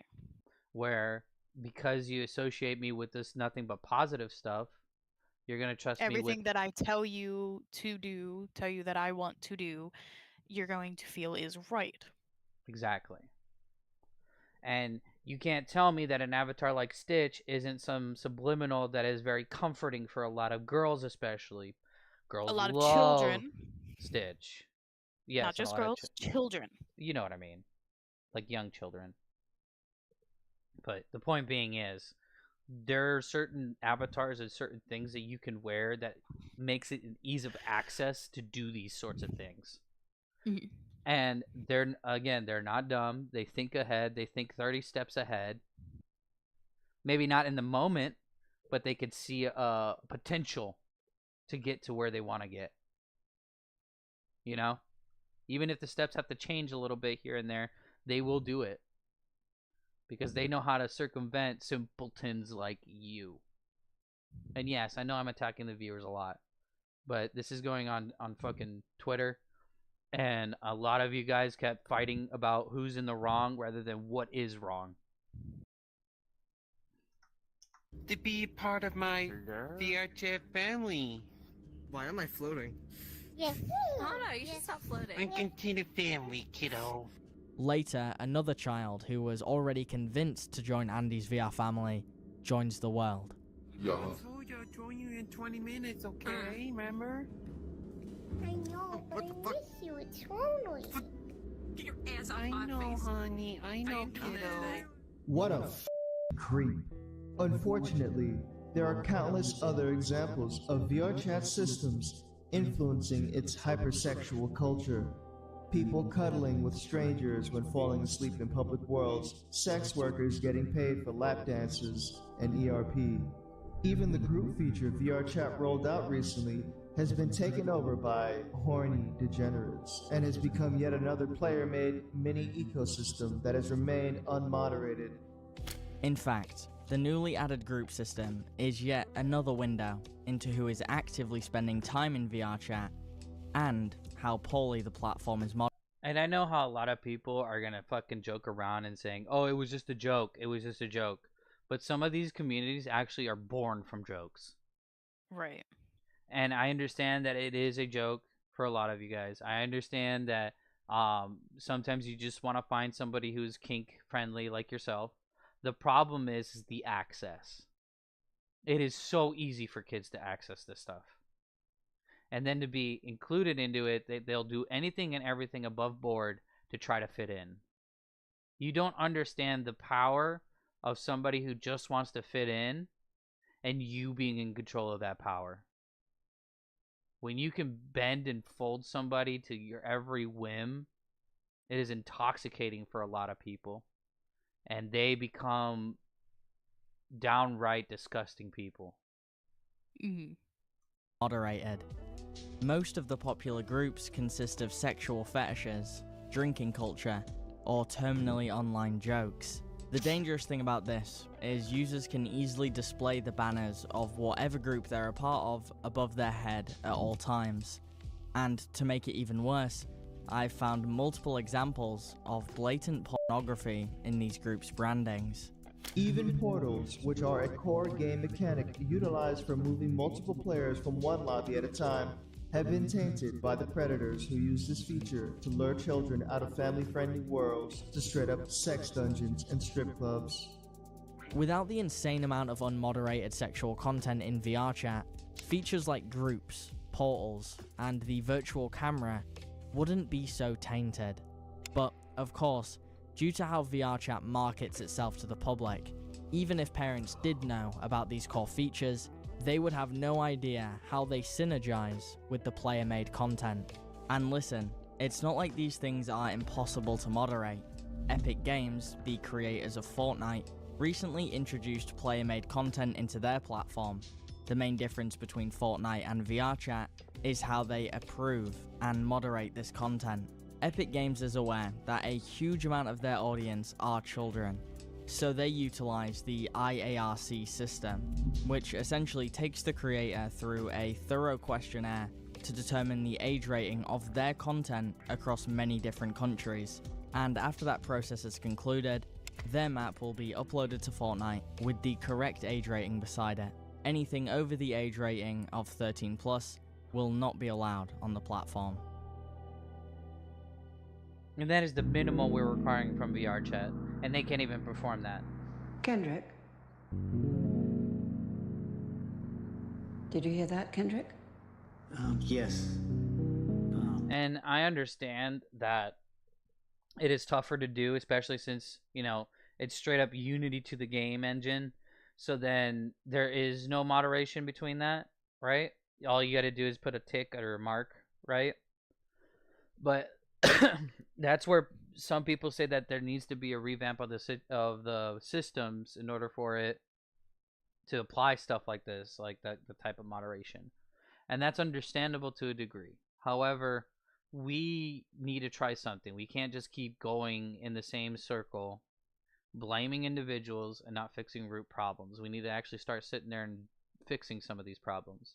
Whether that be from the moderation team, or more importantly, from the very community, who has way more people than the actual staffing. Okay? We're talking about a staff of people who basically only have a handful of moderators for the fucking Discord server, and then how many ever small amount of fucking actual developers. Okay? You want a small set of people to have to control that and try to fix that, or can we just admit that as a community maybe we could do better?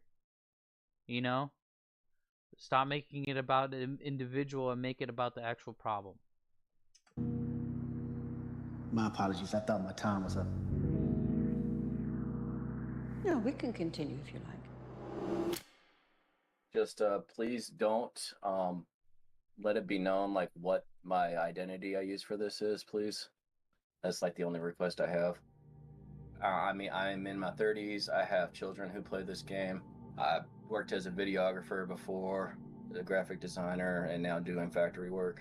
And I got interested in VRChat because, yeah, I try to stay up to date with technology, and it's like, hey, a VR platform, this seems pretty cool.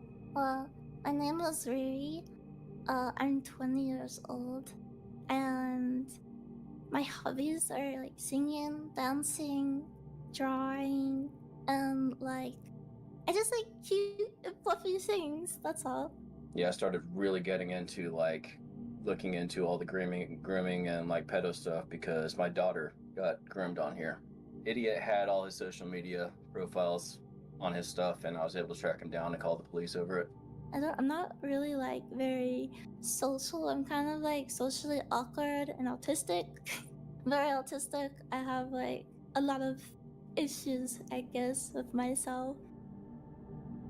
I mean, I'll give you the background first, how I even found this place. I'm part of several VTuber servers, and there's this one guy that goes in like constantly ranting about loli and stuff like that, trying to convince everybody that they're a lolicon. And like he started mentioning this site like constantly, so I was like, okay, what the hell is this? And yeah, clicked on it, got absolutely horrified, and then I was just like, there has to be more to it than this. Pomf.com is a streaming site for anybody, but majority of people that use it are lollies, furries, littles, people that stream like porn.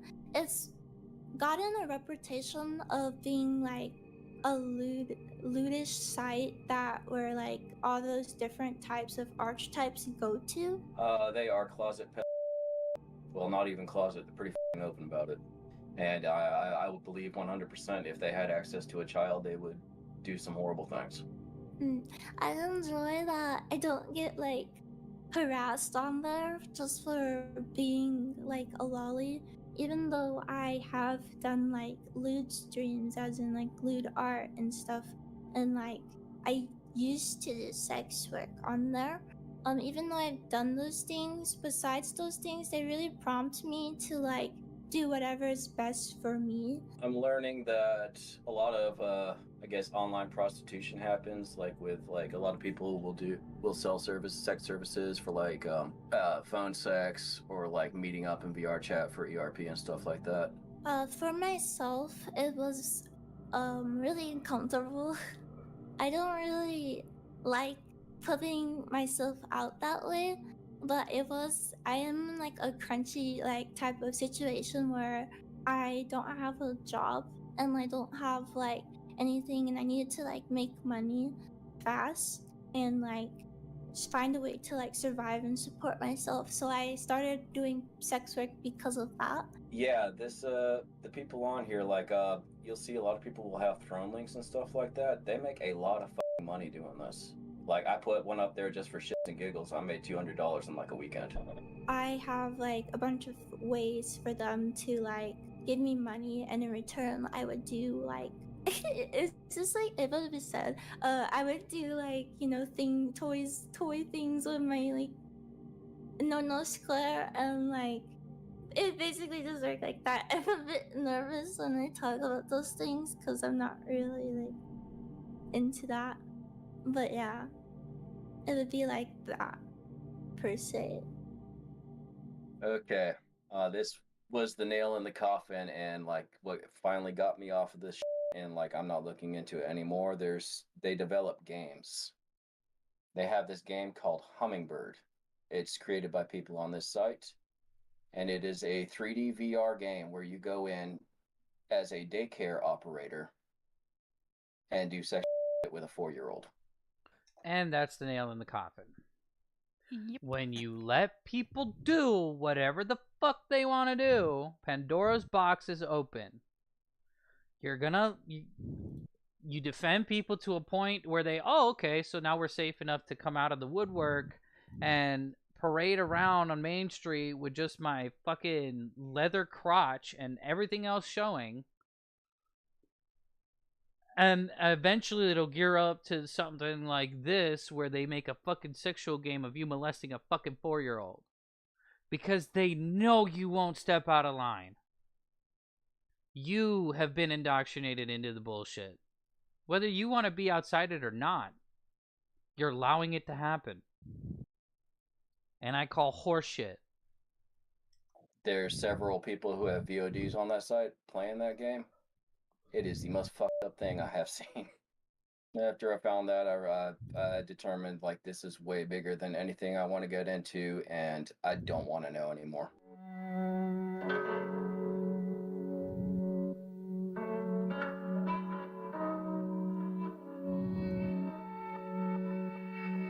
Pomf.com is an example of a rabbit hole too dark for me to fully explore. After interviewing the anonymous dad, who spent months investigating the website, I decided it was simply too disturbing to pursue any further. This decision was also impacted by the things the dad told me off the record.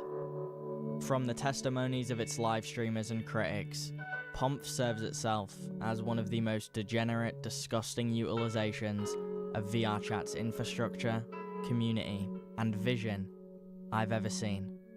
And it currently stands as the only mystery I refuse to investigate further. It's literally a child as their logo.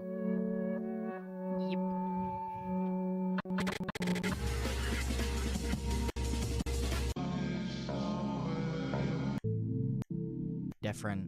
The two will often cross paths, but there are countless examples of these two forces not seeing eye to eye. The individuals I'm about to discuss are real people with real jobs at VRChat. Their actions hold weight within the company, and throughout our investigation over the past year, the people we're gonna skip ahead because it's just gonna talk about purely the developers. As I said, we don't attack either. We're not trying to attack either side. We're trying to attack the problem. Can I speak to you? Or might have been like I don't ban people, so you don't. It's like no. Been adamant over the years that he cannot official. What did you do? Turns out the popular VR YouTuber, This is far more action committed by a community member than any of you guys have done. This is at least something. And I understand that Fia had to go through that bullshit, and I apologize. I feel bad for her. I didn't do it myself. I just found out through this video.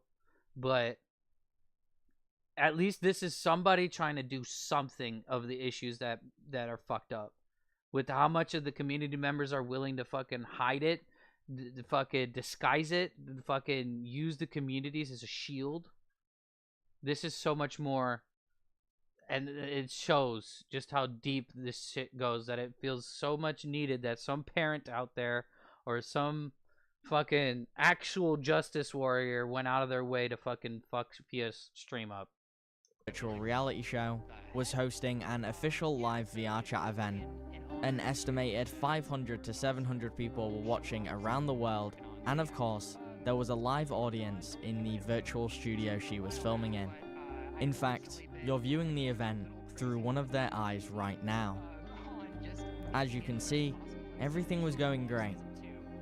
Until... And note how less sexual these characters are on Fia's thing than they were if it was on Pornhub or any public lobby. An unexpected loud noise started to disrupt because it's all a the disguise. entire event.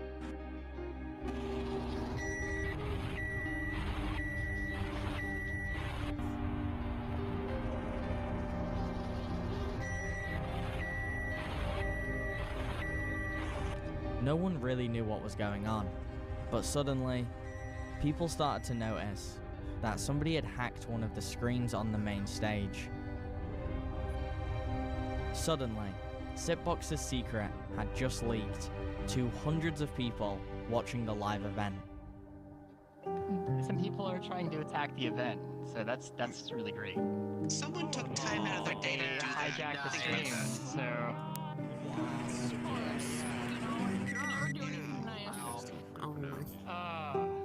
Yeah, sorry about that. What's wrong with people these days, man? And see how people would rather talk about it being... This is the difference between society as a whole in the actual world, where if they saw something like that on TV, they'd be like, that's wrong. Not who did it, not that the event is ruined. They would be like, what the fuck is that coming from and why? And that is wrong. But not VR chatters. You guys are so used to it that it's so goddamn desensitized that you're worried more about the event than what led up to that, or where it comes from, or why it happened. You stopped critically thinking.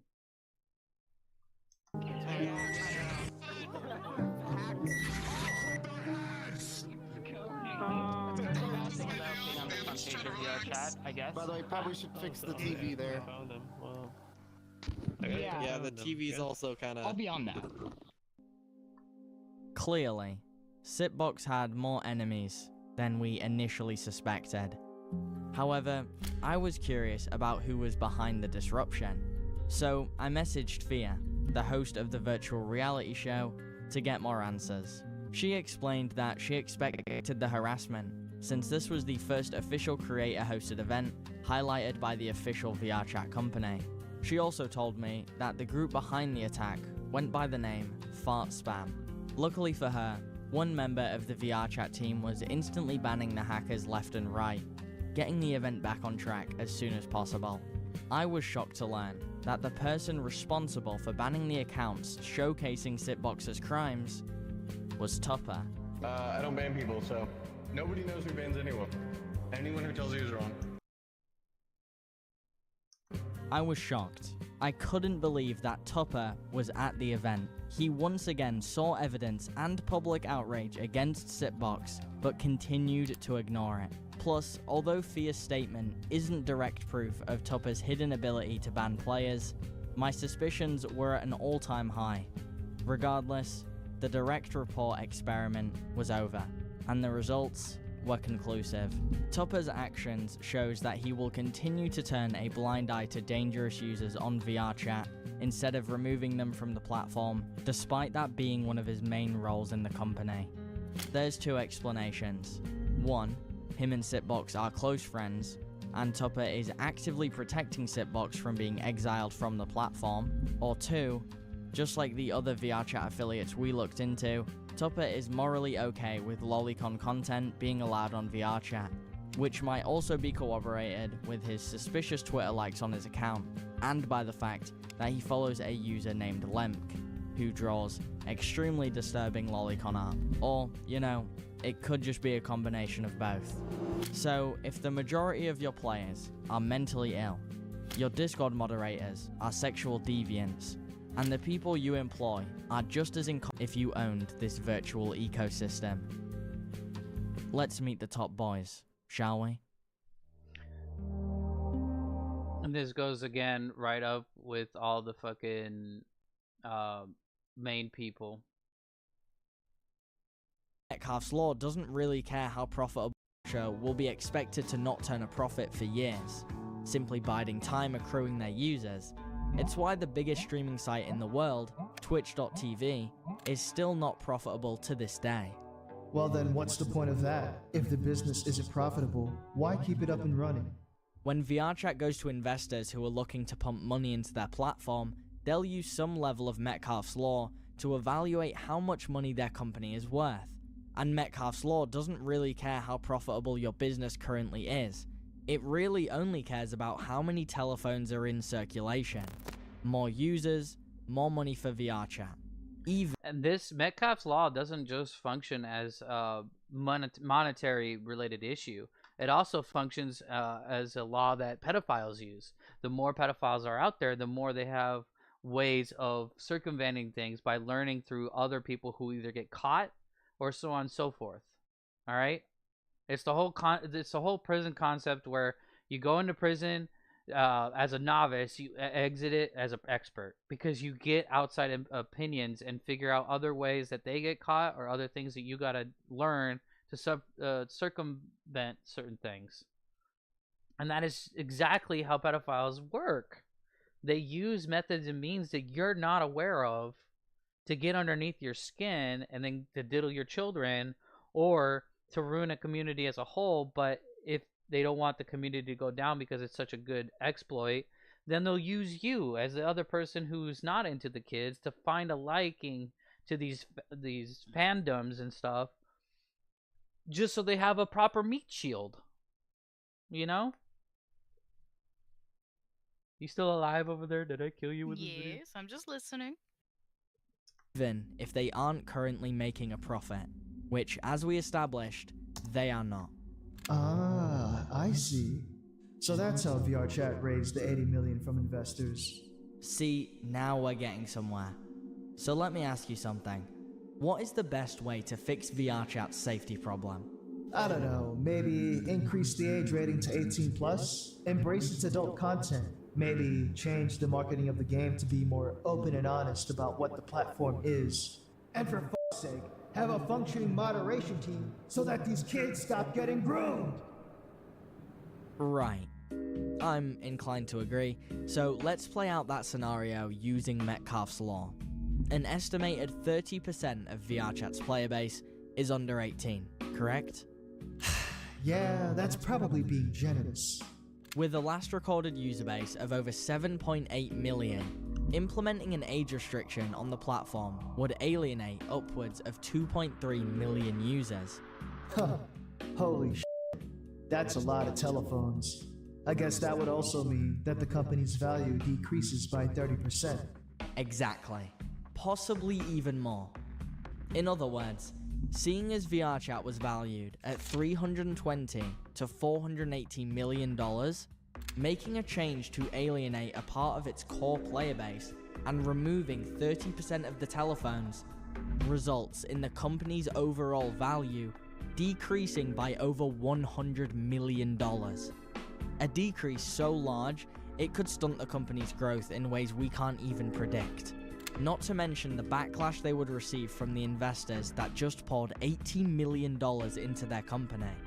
Okay, so clearly as a business, alienating the child player base isn't an option. So let's try the other way. Hypothetically, what if VRChat had proper moderation tools? No NSFW avatars or worlds, and the funny thing is, the proper moderation tool is blocking. That's their solution. Mm-hmm. Block or mute them. And nobody uses it. It's a good tool, but nobody fucking uses it because they're so indoctrinated into this shit. Crafted a safe experience for the children by handpicking content. making VRChat the 13 plus experience they've been marketing this whole time. Would that fix the issue? It's the next logical solution, but that would be even more financially detrimental to the company than the former option. VRChat has built its culture and core player base around adult content. Drinking, erotic roleplay, and partying are such a huge part of the game. Failing to meet the needs of the 70% adult player base would result in an even larger substantial loss of users. Now the company wouldn't be losing 100 million, it would be losing multiple hundreds of millions. This is the result of trying to satisfy two very different audiences: horny adults and innocent children. So in short, you're saying they're fucked? Kind of. I'm honestly not sure. So, what's the outcome? What is the end game?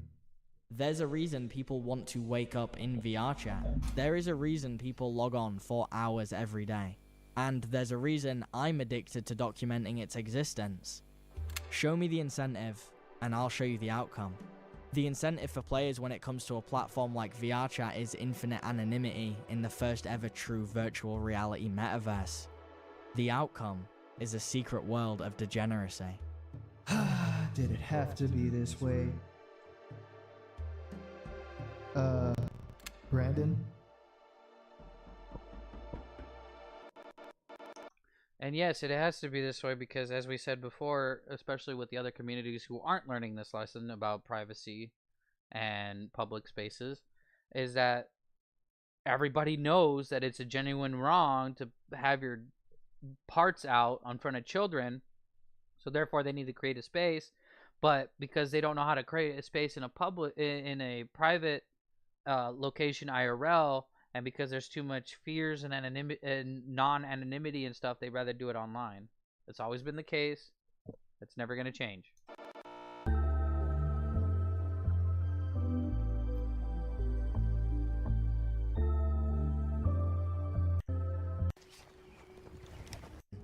VRChat's impact on the future of VR socialization will be substantial.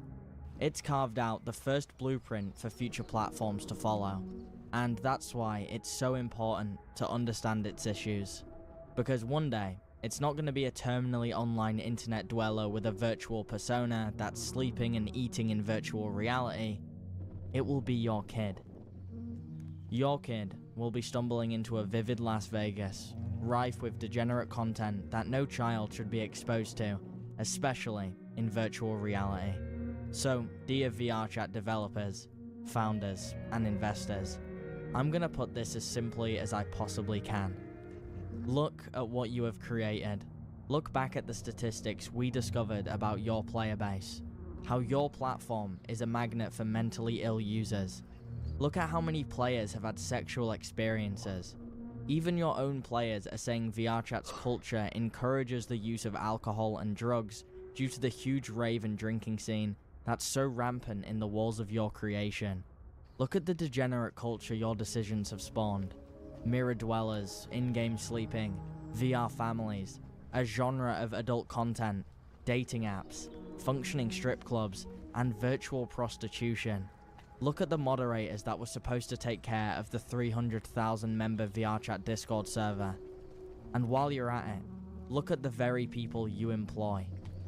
Look at Eliza's story. Look at how your creation is constantly used as a tool for predators.